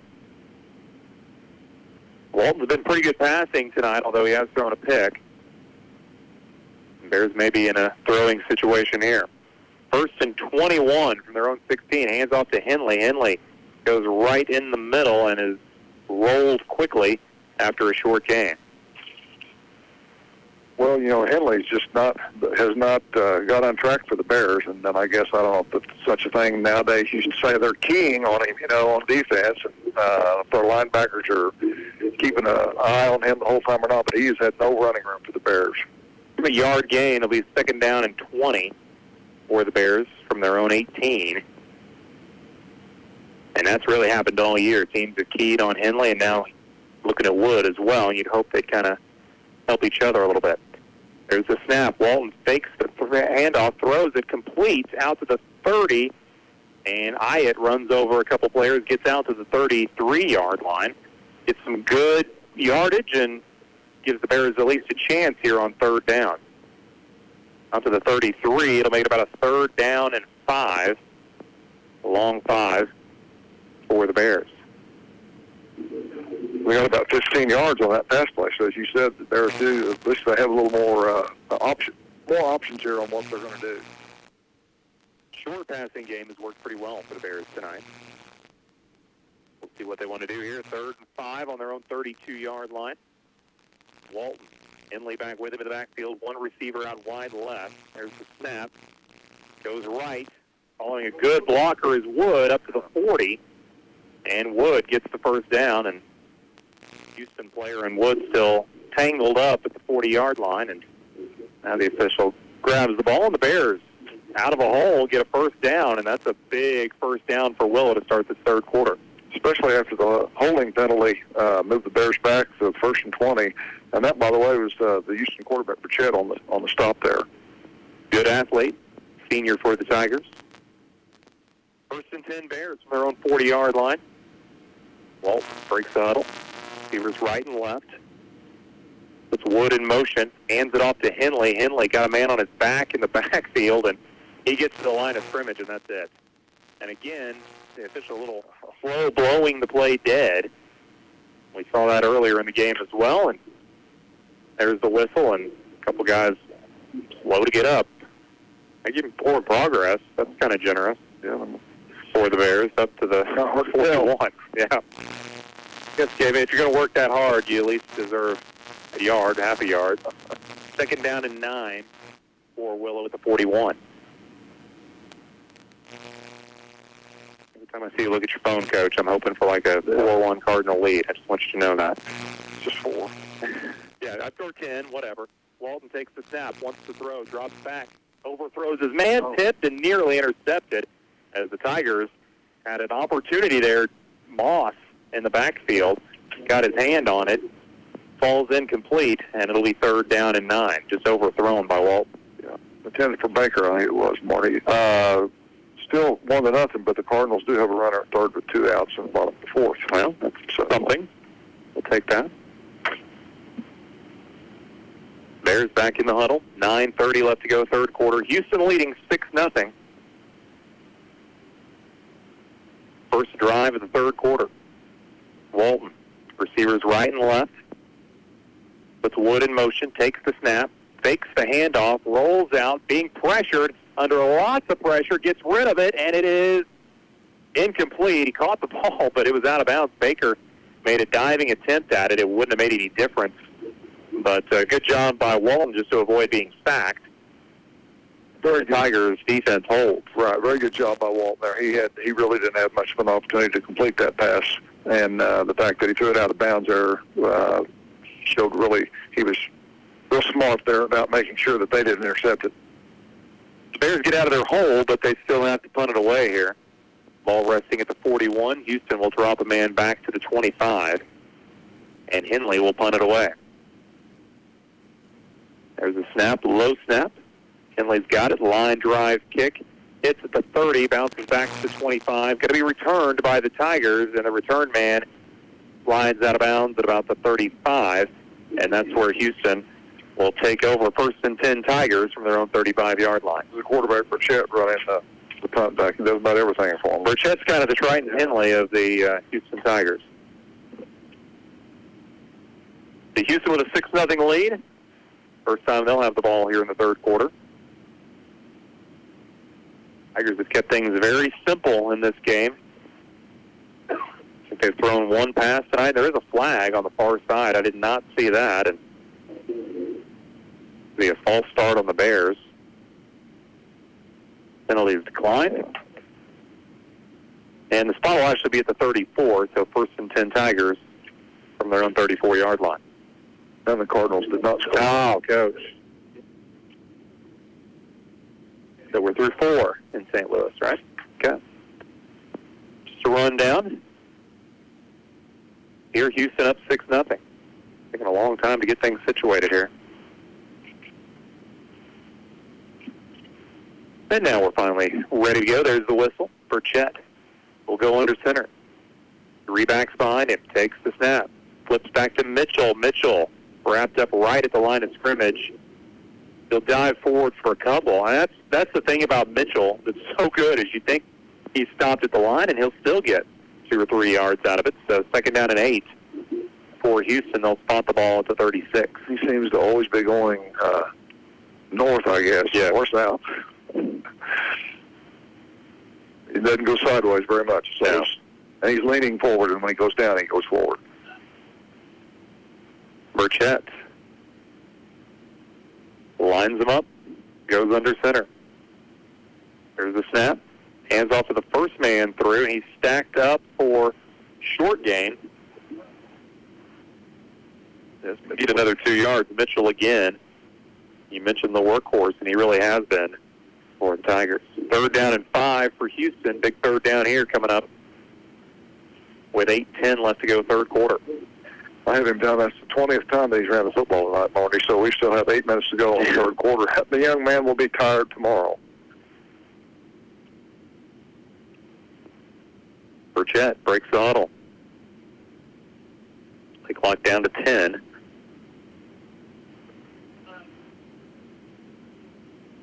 Burchett goes under center at 4. Takes the snap. Hands off. Mitchell. Mitchell keeps his momentum going and gets all the way close to a first down. Gang tackled backwards, but Mitchell created those 5 yards all on his own, and he'll be very close to a first down. Got a yard to go. Be fourth and a short yard. We'll see what the Tigers want to do here. Do they want to gamble? You've got a good running game that seems to be able to get you 2 yards pretty easy. I think the way they're running the ball, I think there's no doubt, and they are going to go for it. 4th and 1 for the Tigers on the 43. Burchett takes the snap, hands it off. Mitchell stood up, driven, backwards. Ooh, that's close. Boy, it fits on the spot, yeah. They're going to give him that forward progress. The Bears were there to get contact immediately, but, again, Mitchell's just such a good runner. He leans in, and he's got the yard or 2 that he needs. Well, that first down, Tigers. Yeah, he got about a half a yard. The Tigers and Coach Sloan gamble on 4th and short. They get it, and it's first and 10 Houston at the 45. Well, nothing, as we talked about, Marty, they're doing nothing fancy. I mean, their basic formation is always, except I think, one play maybe, double tight end, full T backfield, and sometimes they flip one of their guys over and have an unbalanced line to one side or the other. Other than that, like this time it's unbalanced to the left. That's the same everybody ever played. Burchett under center. Old school football. Gets to the third man through, and he gets some good yardage across midfield to the 48. That's Lear. And they did a nice job mixing it up, too. You know, Lear, everybody starts focusing on Mitchell. They pop Lear out to the outside, and he picks up 7 yards. Breaking down in 3. You know, this formation's a power formation, obviously, but, you know, teams, you know, talks about the wishbone. Well, the only difference in the wishbone is your 2 backs are just back a yard from your fullback. Yeah. Otherwise, it's basically the same formation. Tigers is lining up and running right at the Bears, leading 6-0 and on another long drive here. Mitchell takes the snap, Burchett hands off to Mitchell. Tripped up after a yard gain, so was it Lear? Mitchell, I believe. Was it? Yep. Mitchell with the carry. Give him a yard, but not much. Third down and 2 here for the Tigers. I think you're right, Marsh. My eyes played trick on that. Lear had the first down, by the way, but he didn't have the ball. I saw and that's what they're good at. That misdirection stuff, and they've had the Bears confused all night. Burchett under center. Takes the snap. Hands off to Mitchell. He's got the first down over the 45 down to the 42. 5-yard gain for Mitchell. Move the chains. 5 minutes to play in the third quarter. And the time of possession is going to be outrageous in this game. It looks like it's going to be the way this quarter is just about like the first quarter. Other than we got the Bears got the kickoff to start with. Bears got one first down, I think, and then had to punt it. So the Willow Springs has not had the football a whole lot. Tigers break the huddle, wearing the Bear defense out. Burchett under center. Power right. Gives to Mitchell. Mitchell brought down in the backfield this time. Hyatt with the stomp, and it's Lear with the carry. Good play by Hyatt, yes. 2-yard loss. Rare lost yardage on a play from scrimmage for the Tigers. The Tigers have not had too many negative plays tonight because they're always going forward, and I think the other couple of times maybe they mishandled the ball a little bit for negative yardage. Really haven't made any mistakes. It's the team that they haven't turned the ball over, haven't made a lot of penalties.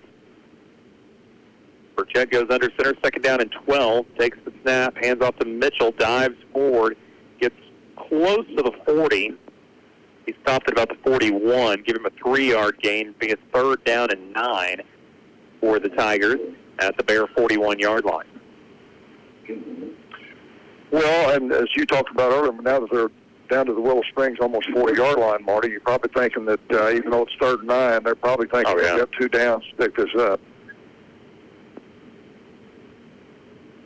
Everything on the ground for the Tigers. They've had 1 pass attempt.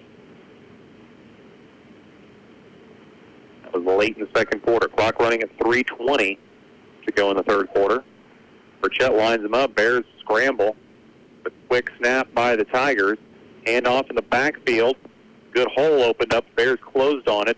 Running back goes to the left side. And it's Lear. Stopped after about a 4 or 5-yard gain. It'll be 4th down and 4 for Houston. Ball resting on the 36-yard line. Well, you have to be Captain Obvious maybe, but obviously this is really a big play in the game, with it being 6-0. The way Houston is controlling the football, that the Bears really need to get a stop on this 4th down play right here. Tigers look a little bit confused in their huddle. And now they're walking to the sideline. Yeah. And the Tigers haven't had the official sign yet, but there it is. Coach Sloan takes every second that he can take. We'll have a timeout on the field by Houston. 2:25 to go third quarter. Tigers lead it and driving 6-0. Back in 60 seconds. You're listening to SCA Football on Q94. Crowley's Homeworks is a proud sponsor of the Houston Tigers. Good luck to all the players, cheerleaders, and band members as they prepare for tonight's contest. Being part of a team is hard work, not only for the players, but also for the parents. So on a Saturday following a Tiger victory, all in-stock items, excluding floor covering, will be 20% off the regular price. Just mention this ad. Go Tiger Football. Crowley's Homeworks, turning houses into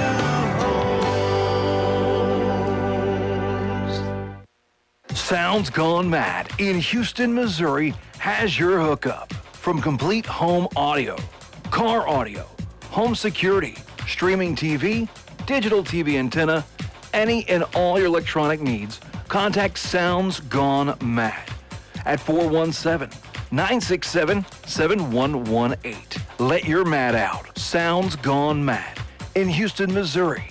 417-967-7118. You're listening to the Houston Tigers on Q94. Tigers and the Willow Springs Bears tonight on the Q, while the Cardinals are on KUKU. And the Tigers break the huddle. They've got a drive going, but a big 4th down here, 4th and 4 from the Bear 36, late in the third quarter. Burchett takes the snap, wants to throw, rolls to his right, fires a completion. It's caught, and the receiver to the 20 to 15, pulled down at the 10. And that's number 2, Ty Franklin, the guy that scored the touchdown way back in the first quarter. Makes a huge reception there. The Tigers have only thrown it twice tonight, and there's a big completion. And Houston will have a 1st and 10 from the Bear 11. And nobody was expecting that. Well, I was surprised, Marty, out the way they were moving the ball down the field running, and I didn't think that they would take that chance, but they did a good job with the play-action pass and got him out in the flat wide open. Tigers inside the red zone. Burchett at the 11. Under center. Hands off to Mitchell. Mitchell dives forward, stays on his feet at the 6, and gains about 5 yards. 2nd down and 5. Bear 6-yard line. Pick up about 5. Houston's been very impressive on this drive. And a game like this, you put 2 scores on the board. It feels like 30. Yeah. It's like a basketball game in the 30s, isn't it? Yeah, it is. Tigers break the huddle. Burchett will go under center. 3 backs behind him, takes the snap. Hands off to the first guy 3. Stood up and knocked it backwards. Mitchell again. Bears read it well that time, and it'll be a loss on the play. Or no gain, at least. You know, Marty, the type of football that the Tigers are playing, you know how, I don't know, 5 years ago, everybody was just spread out and wide. I think now you're seeing a few more teams kind of go back to this running football. Yeah. But 5 or 6 years ago, I mean, everybody did spread. You had nobody back there. You were throwing it every time, and so this is just kind of the complete opposite. And I think you're seeing more teams, kind of swinging back the other way. Well, and working with what they've got. Right. I think Coach Sloan's done a nice job of going to his strength here. Here's a keeper, and Burchett just runs it up the middle and gets inside the 5, down about the 2-yard line. So it'll be a 4th down and 1 with the ball on the 2. So the Tigers could get a 1st down, they could get a touchdown, or they could turn it over on downs. There's your 3 options here with 28 seconds to go in the 3rd quarter. Kind of a surprising play there. You'd think that the Bears would have had the center covered, but evidently it must not have if he's a quarterback sneak that easy. So here we go. 4th and 1 from the 2-yard line. Burchett, under center, takes the snap, hands it off to Mitchell, and he's in. Touchdown, Tigers. Mitchell puts Houston up 12-0 with 5 seconds to go in the 3rd quarter. Big 3rd down strike for the Tigers, and expect them to probably go for 2 here. Well, obviously the biggest play of that drive was the pass play on 4th and 5 that got the Tigers down to the 11-yard line. 3 4th down conversions on that drive for the Tigers. Bears had them 4th down 3 times. Tigers executed every time. They scored the touchdown, now looking for 2. Burchett rolls to his right. He's going to tuck it, try to get in himself. He breaks the tackle, but the Bears shove him out of bounds short of the goal line. So 2-point conversion, no good, but the Tigers strike again, and it is 12-0 Houston. 5 seconds to go, 3rd quarter. We'll be back in 60. You're listening to SCA Football on Q94. Let me ask you something. What do you see when you look at your car? Do you just see the windshield or the wind in your hair on your first road trip? Do you see headlights or the way your family's faces light up as you pull into the driveway? Other insurance companies just see a car, but a State Farm agent sees what your car really means to you. So why not give it the protection it deserves? Talk to me, State Farm agent Justin Shelby in West Plains at 417-256-3434, in Houston at 417-967-4152. Gary, where's the Q van? Well, it's at the house. There's this thing that happened. What happened? Deer. What do you mean, deer? I got it. I can fix it. I got a plunger. No problems. You tried the plunger when you hit the entertainment center. But I think I got this one figured out. No, here's what we're going to do. You're going to take it over to Medlock's Body Shop in Houston. He does collision repair, frame damage, restoration, and a few other things that you've probably caused to that poor van. Well, yeah, you're probably right there. Get it up there, get it fixed. Where am I taking it again? Medlock's Body Shop, Houston. You're listening to the Houston Tigers on Q94. Who was that, 23? Chris Miller on the return for the Bears to end the third quarter. And sorry to Dakota back at the studio. We're going to have a quick turnaround on our breaks. But the return was it, and that is the end of the third quarter. Bears will have it 1st and 10 when we come back. But it's the Tigers that have been dominant tonight, leading 12-0 as we head to quarter number 4. We'll be back in 60 seconds. You're listening to SCA Football on Q94. We all want top quality health care, and you get that with Cox Health Center in Willow Springs. At Cox Health Center, the patient comes first. The doctors at Cox Health Center in Willow Springs are Dr. Robert Shaw, Dr. Lori Clarkston, nurse practitioner Naomi Dick, nurse practitioner Teresa Ward, and nurse practitioner Carla Clinton. Based in the community of Willow Springs, Cox Health Center is community-minded. Cox Health Center in Willow Springs, located on Main Street next to Booster Field. Crowley's Homeworks is a proud sponsor of the Houston Tigers. Good luck to all the players, cheerleaders, and band members as they prepare for tonight's contest. Being part of a team is hard work, not only for the players, but also for the parents. So on the Saturday following a Tiger victory, all in-stock items, excluding floor covering, will be 20% off the regular price. Just mention this ad. Go Tiger Football. Crowley's Homeworks, turning houses into You're listening to the Houston Tigers on Q94. Back at Polinsky Field, the Houston Tigers lead the Bears 12-0. Willow will start the fourth quarter with the ball, 1st and 10 on their own 29-yard line. Brady Walton out of the gun, takes the snap. Handoff, a little misdirection. Woods got it. He had a full head of steam for a moment, but the Tigers secondary closed quickly, but not before Wood picks up about 9. Up to the 38-yard line. And it'll be 2nd down and 1 for the Bears. Marty, we were just talking about the Cardinal game being behind 1-0, and the Cardinals got out of the bases loaded jam. I just look, not only do they have the Cardinals not scored, they don't have a hit. Oh, my. Oh, my. Annabelle Sanchez. Yep. Walton in the gun, 2nd down and 1. Moves 2 backs with him, gives it to Henley. Henley is stopped in the backfield, and the Tigers smelled that out perfectly. Wrap Henley up back at the 35. 3-yard loss. And what was a 2nd and 1 becomes a 3rd and 5 for the Bears, and the Tiger sideline is pumped up over there. Yeah, they're obviously, that was probably maybe their key to the game is stopping Henley. They're doing a great job of it. Probably better than any team has done this year. Walton, big 3rd down here for the Bears. 3rd and 5, 10:45 to go in the ball game.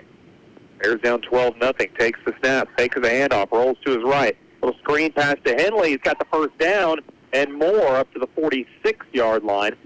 So that's where the Bears can get Triton in, and we've seen that in this game. The run isn't working with Henley, but if you can get it to him out in the flat on a little pass, that might be where the Bears need to go more often. I think that's a good point, Marty, that maybe that's something that the Bears coaches have spotted, that, if we can't hand it to him back there and get anything, maybe we'll get him out in the flat or swing it out to him and have a little success with it.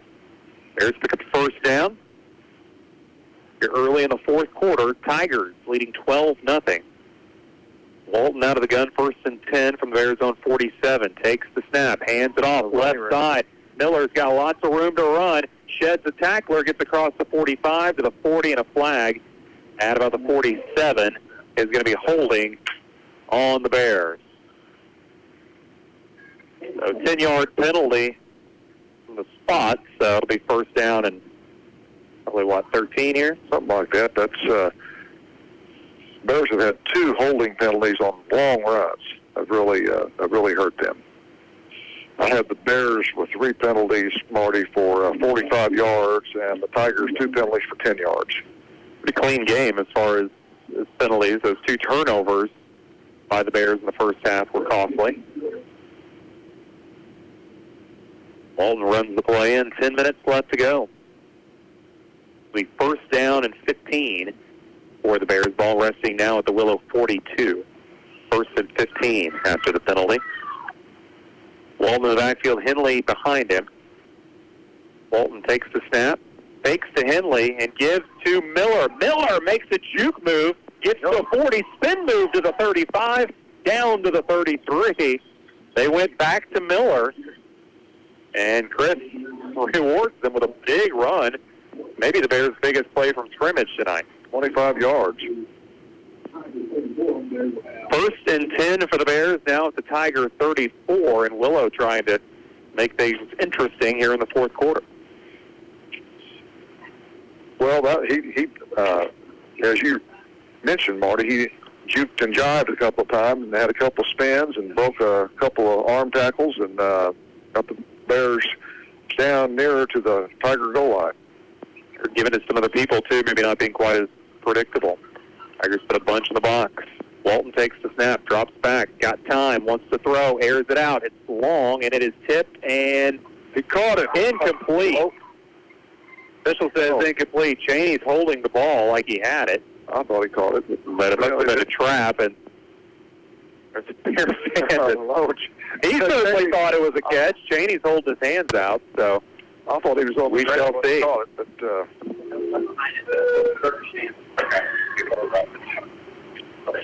that's just, it's incomplete, so it'll be second and 10 for the Bears.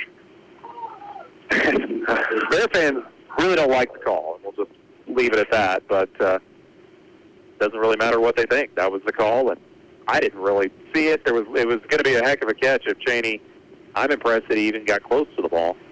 Well, I just thought he was on the ground. The ball was tipped, and he was on the ground. Basically came down to him while he was laying flat on his back. But, you watch NFL games, they can slow them down. And we can put that under review, but we're not going to review that here at Howell County. So second down and 10 for the Bears at the 34. Walton out of the gun, takes the snap. Got a little time. Here comes some pressure. He airs it out. Got a man deep, and it is tipped and incomplete. Great job by the Houston secondary again to break it up. And the Bears will have a third and 10. Baker had a step on him, and was the pass looked like it was pretty much on the money. And I was still trying to look for the number of the Tiger defender because he did an excellent job. I'm not sure it's not the Connor Wilson, the 6'4". I believe it was. Sophomore, I think. I said sophomore, excuse me, he's a senior. But I think he's the one that knocked it down.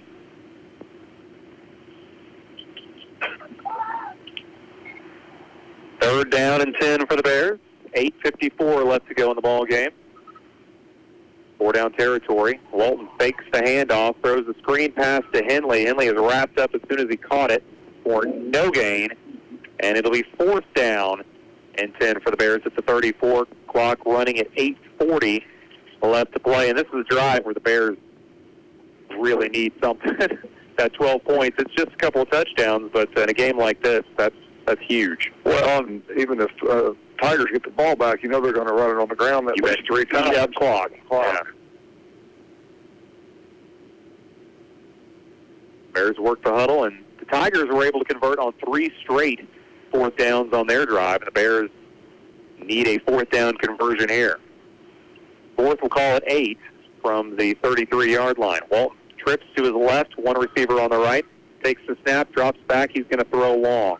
Walton looks the defenders away, got a man open, caught at the 20, and it'll be enough for a first down for the Bears. John Baker snuck back in and makes the catch inside the 20 down to the 18, and the Bears get a huge first down with 7:54 to play. Well, Walton did a little bit of Patrick Mahomes there, didn't he? So he scrambled to his left and threw the ball back across the field to his right. Walton's got good vision, and we've always, this season, we've really seen that. Not maybe the strongest arm sometimes, but he's got really good vision and saw Baker open. Makes the completion. Bears break the huddle. First and 10 from the Tiger 18. Walton splits the receiver out to the left. Takes the snap. Hands it off to Wood. Wood spins away from a tackler. Dives forward to about the 10. Picks up about 8 on the play. Be second down and 3 for the Bears. Ball resting at the 11 with 7:10 left to play. Houston leading 12-0. Bears with their best scoring chance of the night. Well, Wood by far has been the Bears' best productive running back. He's about 50 yards. Last time the Bears were in the red zone, they fumbled. Hold on to the ball here. 2nd down and 3. Bolton takes the snap, hands it off to Henley. Henley sheds a tackler and rolls into the end zone. Touchdown, Bears. Henley with the score with 6:46 to play. Henley gets the Bears on the board for the first time tonight, and it's 12-6, Houston. Well, that definitely gives the Bears a little bit of momentum going into the last 6.5 minutes or 6:46 to go in the game as Henley comes on to kick the extra point, Marty. But the Bears got to be thinking about on defense. They're going to have to do something to keep Houston from running the ball down their throat. Yeah, defense is going to be big now, and the Bears have given themselves a shot. And if you didn't do something on that position, I'm not sure that they would have a shot. Ward will attempt the extra point. Good snap. Kick is up. It's a line drive, and it is no good. 12-6, Houston. 6:46 left to play. Fourth quarter. We'll be back in 60 seconds. You're listening to SCA Football on Q94. Hello, folks. This is Coach John Bailey from the team of Bailey Chevrolet GMC in beautiful downtown Willow Springs. You know, it's sports season, and that means it's tailgate season, and Chevrolet and GMC, especially right now, have a tailgate party for you. Every Friday night at Polinsky Field, Bailey Chevrolet will have the GMC tailgates lowered down with a new 6-way multi-pro grade tailgate to show you how easy it is to get in and out of the back of a GMC. Come and see us at Bailey Chevrolet and GMC for your price on your truck. You'll be glad you did. And there's a flag on the play. Ozarks Medical Center, Willow Springs, is located at 201 West High Street across from Willow Springs Schools. Same-day appointments are available and open to the public to provide health care services for adults and children. Ozarks Medical Center, Willow Springs is open Monday through Friday, 7 a.m. to 4:30 p.m., providing quality health care to the community of Willow Springs. You're listening to the Houston Tigers on Q94. Back at Polinsky Field, SCA football on a Friday night, a cold Friday night in the Ozarks, and a good football game. Houston leading 12-6. The Bears score their first points of the game halfway through the fourth quarter. Henley with a big touchdown for the Bears, and the Cardinals having a no-hitter thrown against them through 5 innings. Onside kick for the Bears. It's caught by the Tigers at the 40. And the receiver going to be dropped there eventually, right at the 40. Toon coming up to make the catch on the onside kick. So the Bears trying to catch Houston off guard. It didn't work. And the Tigers will have a 1st and 10 from their own 40-yard line with 6:38 to play. Well, Marty, I think, Willow Springs is just going to have to put some more guys in the box and just dare Houston to do something through the air, because if they don't, they're just going to, they'll run the clock out. Well, they can give to Mitchell about every time here and get 4 or 5 yards a pop. So the Bears really better be stacking more guys in there and just take their chances. That's the only thing I think you can do here. 1st and 10 Tigers. Ball on their own 41-yard line. And they don't even have to be slow about it right now, but that's their style. Coach Sloan is going to take every second here. Burchett under center fumble, and I think he fell on it. Burchett falls on it, and no gain on the play. 2nd down and 10. We'll move him back a yard, so 2nd down and 11 for the Tigers. Bears have all 3 of their timeouts left as we approach the 6-minute mark. Still 20 seconds on the play clock. We'll see if Houston's in the zone already to run that down. Burchett will go under center at 12. Burchett takes the snap, flips back to Mitchell. Mitchell sheds the tackler, but he can't escape the other 2 that came, and he'll get a yard back to the original line of scrimmage. It'll be 3rd down and 10, and a big 3rd down coming up. Bears want to get the ball back, and Tigers need a few first downs here. Well, I think if you're the Bears, you're looking for that little pass play they ran before, where they ran it out in the flat, probably going to the wide side of the field here with a short pass, hoping just to pick up the 1st down. 3rd down and 10 for the Tigers. Ball resting just outside of the 42-yard line. Burchett going to go out of the gun. First time we've seen that. 4 receivers. Here comes the Bears on a blitz. Pass is caught at the 44, but wrapped up right there. And the Bears hold on third down and should force the Tigers into a punting situation. 4th and 6 at their own 45-yard line. 5 minutes left to play, 12-6 Houston. Well, the Bear defense did what they needed to do. Didn't allow the Tigers a first down. They're going to get another shot at it here with plenty of time, really. Lots of time and all 3 timeouts. So doesn't necessarily even have to be on this possession, but if you're a Bear fan, you'd certainly like for it to be. The guys punting it away. Line drive kick. Backs Baker up, and he's going to let it bounce at the 20-yard line. The Bears will be looking at 80 yards in front of them, and 4:31 to play, down by 6. Got any updates for us, Coach? You're just wanting to see a run up on that, aren't you? Yeah. How about a hit? Or a hit? Yeah. Well, we had a runner at third base, you said earlier, so. Cardinals need to come back. Bears need to come back. 1-0 Washington, top of the 6th. Nationals threatening. The runner is second and 1 out. Walton brings the Bears to the line. 1st and 10, Willow from their own 20. 80 yards to go.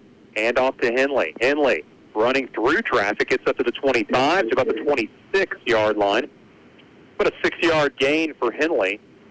2nd down and 4. Bears still have time. They don't have to be in panic mode yet. And with the Tigers' inability to complete those 2-point conversions, that could come back into play here in the 4th quarter. And Henley, the last 2 runs, has got loose a little bit for the Bears for the first time all night. Tiger defense hasn't had to be on the field nearly as long as the Bear defense has. So we go under 4 minutes to play. Walton puts a man in motion, takes the snap, takes the handoff one way, goes to Henley or Hyatt, who gets up to the 30. Hyatt gets to about 29. About a 2-yard gain, so it'll be a 3rd and short 2, long 1 for the Bears. Clock running at 3:25 to play.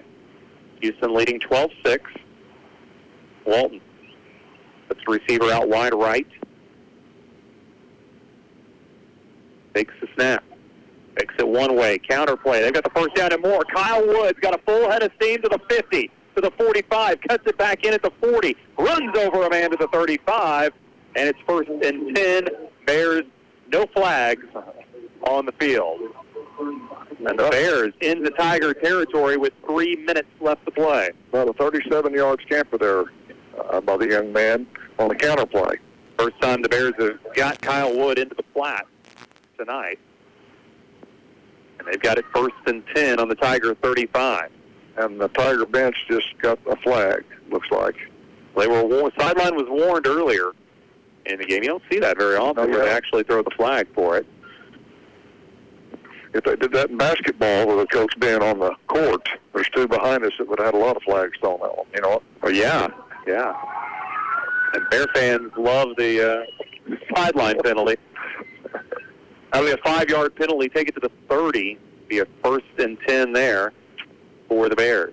Ball at the Houston 30-yard line. 3:05 left to play. Bears lost by 1 at Salem last week.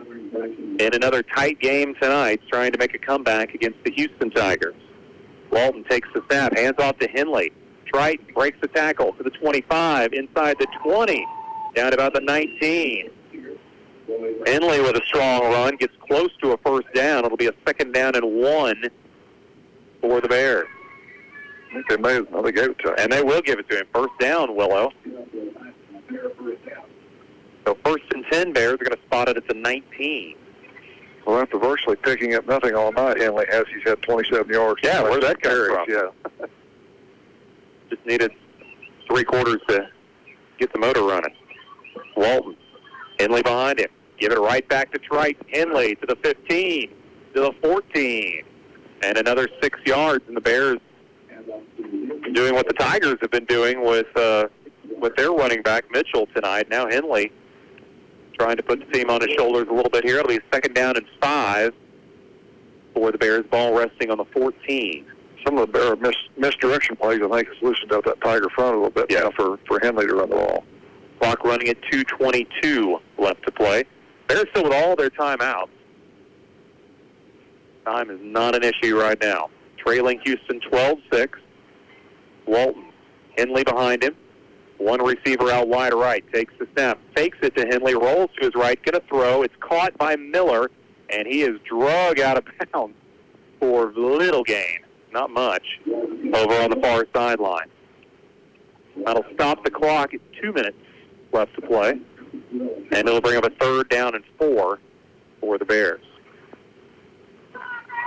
Walton walks over to the sideline. Well, if you're a Bear fan, of course you want to get it in there. There's less time on clock as you exactly. Your brothers would do that because, well, especially with the top offense that Houston runs, it's not very conducive to play from behind. No. They can grind it out, but we haven't seen a lot of big plays from Houston tonight. Walton in the gun, 3rd down and 4, takes the snap, hands off to Henley, Triton to the left side, trying to cut the corner. He rolls to about the 12. We'll give him a yard, but it'll be 4th and 3 for the Bears with 1:45 left to play. Maybe not the ball game here, but it's certainly close to it, right? I would say without a doubt, this is the play here. It is. Probably going to determine who's going to win this game. And I assume the Bears are going to call timeout. Yeah, they're looking at the clock. Walton's looking at. He's still over here, so. Game clock is running, and there's the whistle. Timeout Bears with 1:23 to play. When we come back, Willow has a 4th and 3 game on the line. Houston leading 12-6. Back in 30 seconds. You're listening to SCA Football on Q94. Buying a new home means making decisions. Which countertops in the kitchen? Hardwood floors or carpet? Where to put that vase your in-laws gave you? The last thing you should worry about is how you're going to finance your new home. Landmark Bank has the right loan to fit your needs. Isn't it time you became a Landmark? Apply today at landmarkbank.com. Landmark Bank, here for you. Landmark Bank is an equal housing lender subject to credit approval. Other qualifications may apply. You're listening to the Houston Tigers on Q94. Back at Walensky Field, great game tonight. Defensive battle really through much of the evening. Houston scoring a first touchdown in the first quarter, and then nobody scored until 5 seconds left in the third quarter when Houston scored again. Bears did not score until the 6-minute mark, and now threatening again, but facing a 4th and 3 at the Houston 12. Tigers leading 12-6, 1:23 to play. Bears burn their first timeout. The game on the line right here. This may be the ball game. Well, kind of wonder what the Bears are going to do. They're going to run misdirection, or they're going to give it to Henley. Brady Walton puts Wood in motion, takes the snap. He's going to run it. Walton spins to the 10, and he's got a first down. No, he flipped it to Henley, who goes in for the score. I didn't even see the pitch. What a pitch. Touchdown, Bears. Wow. Very well executed. Yeah. Walton flips it to Henley, and Henley takes it in from 12 yards out, and the Bears tie it up with 1:14 to play. Triton Henley. The Houston defender had Walton and was actually slinging him forward. Looked like he could get the first down when he pitched the ball. Now, the extra point attempt. That might be big. And they're going to switch to Henley to kick this. Henley will line it up. 12-12, 1:14 to play. And a timeout. Houston's going to ice. No, it's the Bears taking a timeout. Okay. 1:14 to play. Don't go anywhere. We'll come back to see if the Bears can take the lead. In fact, we'll just keep it right here, Coach, because we don't want to miss this. 1:14 to play. Tie game, 12-12, and the Bears kicking for the lead. Well, I'm kind of wondering right there if our coaching staff didn't maybe have a little doubt about what we wanted to do there with our kicking, I think. Maybe I had a second thought. We might be thinking about whether we want to go for two or not. But I don't know. Will the coaches think we should? Are we going to kick it, or are we going to? Okay. We're going to kick it. Right, okay. Kicking it. There we go. Wilson saying kick it too. Okay. I agree. You got to. but maybe we didn't have the right. Ward was 3 for 3 kicking last week on extra points, but missed his first one tonight. So we called timeout for some reason. We did. There were still 25 seconds on the play clock when we called timeout. So I don't know if we didn't have the right people on the field or what it was. But if you're watching on YouTube, you can watch the huddle, and maybe you can figure out what they're going to do before they do it. All right, Bears are out there ready to go, and looks like he's kicking. Henley warming up his leg. 1:14 on the clock. Houston will have 2 timeouts in over a minute when they get the ball back. We've got Walton holding right. John Walton will hold. Henley with the kick. Clutch kick. Good snap. Kick is up. It's high, and it is good. The Bears take the lead 13-12 with 1:14 to play. And immediately you see every coach going, chill out. We're not done anything yet. Tigers still have over a minute and a couple of timeouts to go here and some good running backs to give the ball to. But the Bears strike back 2 touchdowns in the fourth quarter and lead it 13-12. Well, Marty, we have an update on the Thayer Ava SCA championship game. Yes. It's 6-6 into overtime. Oh, my goodness. Boy, that has lived up to the billing, hasn't it? Before about who people were picking. Ava people were picking Thayer, and that just shows you how evenly matched also they are. All the marbles on the table there for that. Well, from the Bear perspective, they just need to wear each other out. Yeah. We've got to play both of them the next 2 weeks. So that's quite the game there, and a good game here between the Bears and the Tigers.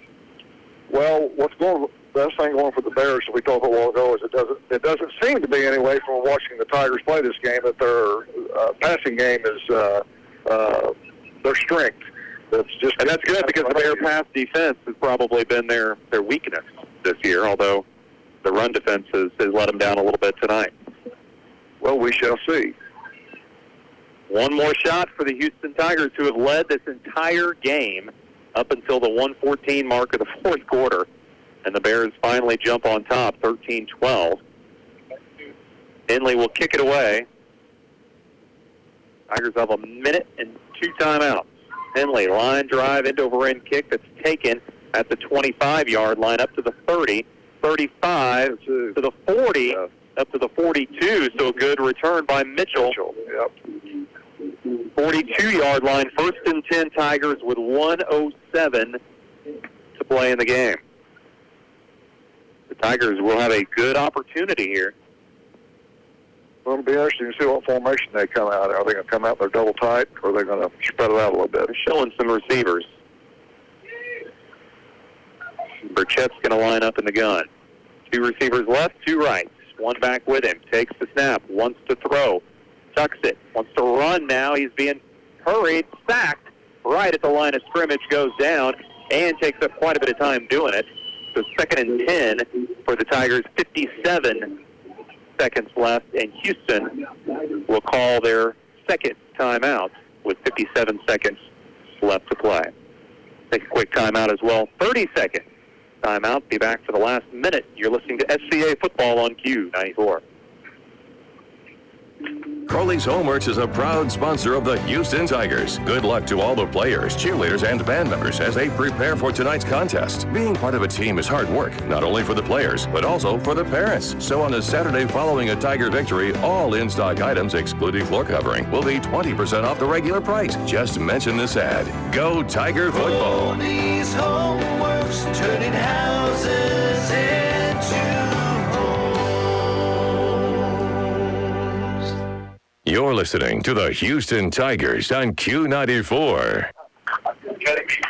Back at Polinsky Field, great game tonight between the Bears and the Houston Tigers. SCA matchup, a pair of conference opponents, district opponents. This game has a lot of meaning for both these teams. Both teams trying to snap some losing streaks, and Houston led all night, but the Bears lead now 13-12. Tigers have it 2nd and 10 from their own 42 with 57 seconds left to go. Burchett with the snap. Wants to throw. Screen pass. Gets it to his man at the 45, and he's wrapped up and dropped there for short gain. It'll be a 3rd down and 6 for the Tigers. Clock running at 40 seconds. Mitchell with the reception. Tigers have to hurry. Clock at 35. Burchett takes the snap. Wants to throw. Got tons of time. Has the receiver wide open, and it's nearly picked off the hands of the intended receiver, and then Baker had it in step, but couldn't quite keep it. And incomplete pass will stop the clock at 29 seconds. 4th down and 6, and this is a 4th down for the ball game here for the Tigers. We've seen a lot of 4th down executions tonight, Coach, from both teams. The Tigers will need one right here. This will be a big one. Bears have 4 guys playing defensive back about 20 yards off the ball. Burchett with the snap. Throws it, and it is dropped. Oh, he had a man on the far sideline. It would have been an easy 1st down. And it was a low-thrown ball, but through the hands of the intended receiver, Bears will take over. That was 4th down. They had the marker wrong. The marker, I noticed, was at 3rd down, but that was a 4th down. And Coach Fisher is adamant that it's 4th down. But it was 4th down previously. That should be our ball, right? The official says run the clock. Run the clock. And the stadium is in agreement that it should have been 4th down. Oh, Missouri calling it. It Could be the 5th down play here. Oh, my goodness. Clock's not running either. So the Tigers are going to get a 5th down. Yard marker wasn't turned, and Houston gets a 1st down at the 45. That stops the clock with 20 seconds. 1st and 10 Tigers. The yard marker was never changed. When it went from 3rd down to 4th down, the yard marker stayed 3rd. And here we go with 15. Burchett back to pass. He's going to go long. Got a man down there. Baker knocks it down. Incomplete. Clock stops at 9 seconds. For Ty Franklin there. Well, 4th quarter has not been without drama, has it? 2nd down. Yeah. So 2nd down for the Tigers, 9 seconds. They can maybe get a couple of plays off here.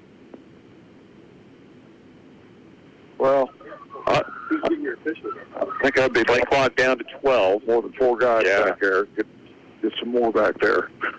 Burchett back up and keep backing up.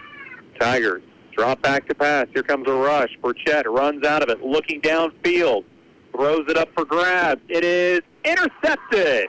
The Bears with the pick. John Baker got that one as the 5 time expires. Bears win it 13-12. Willow hangs on for the victory after a late rally. The Bears win it 13-12 over the Houston Tigers. We'll come back and talk about it in 2 minutes. You're listening to SBA Football on Q94. Sounds Gone Mad in Houston, Missouri has your hookup. From complete home audio, car audio, home security, streaming TV, digital TV antenna, any and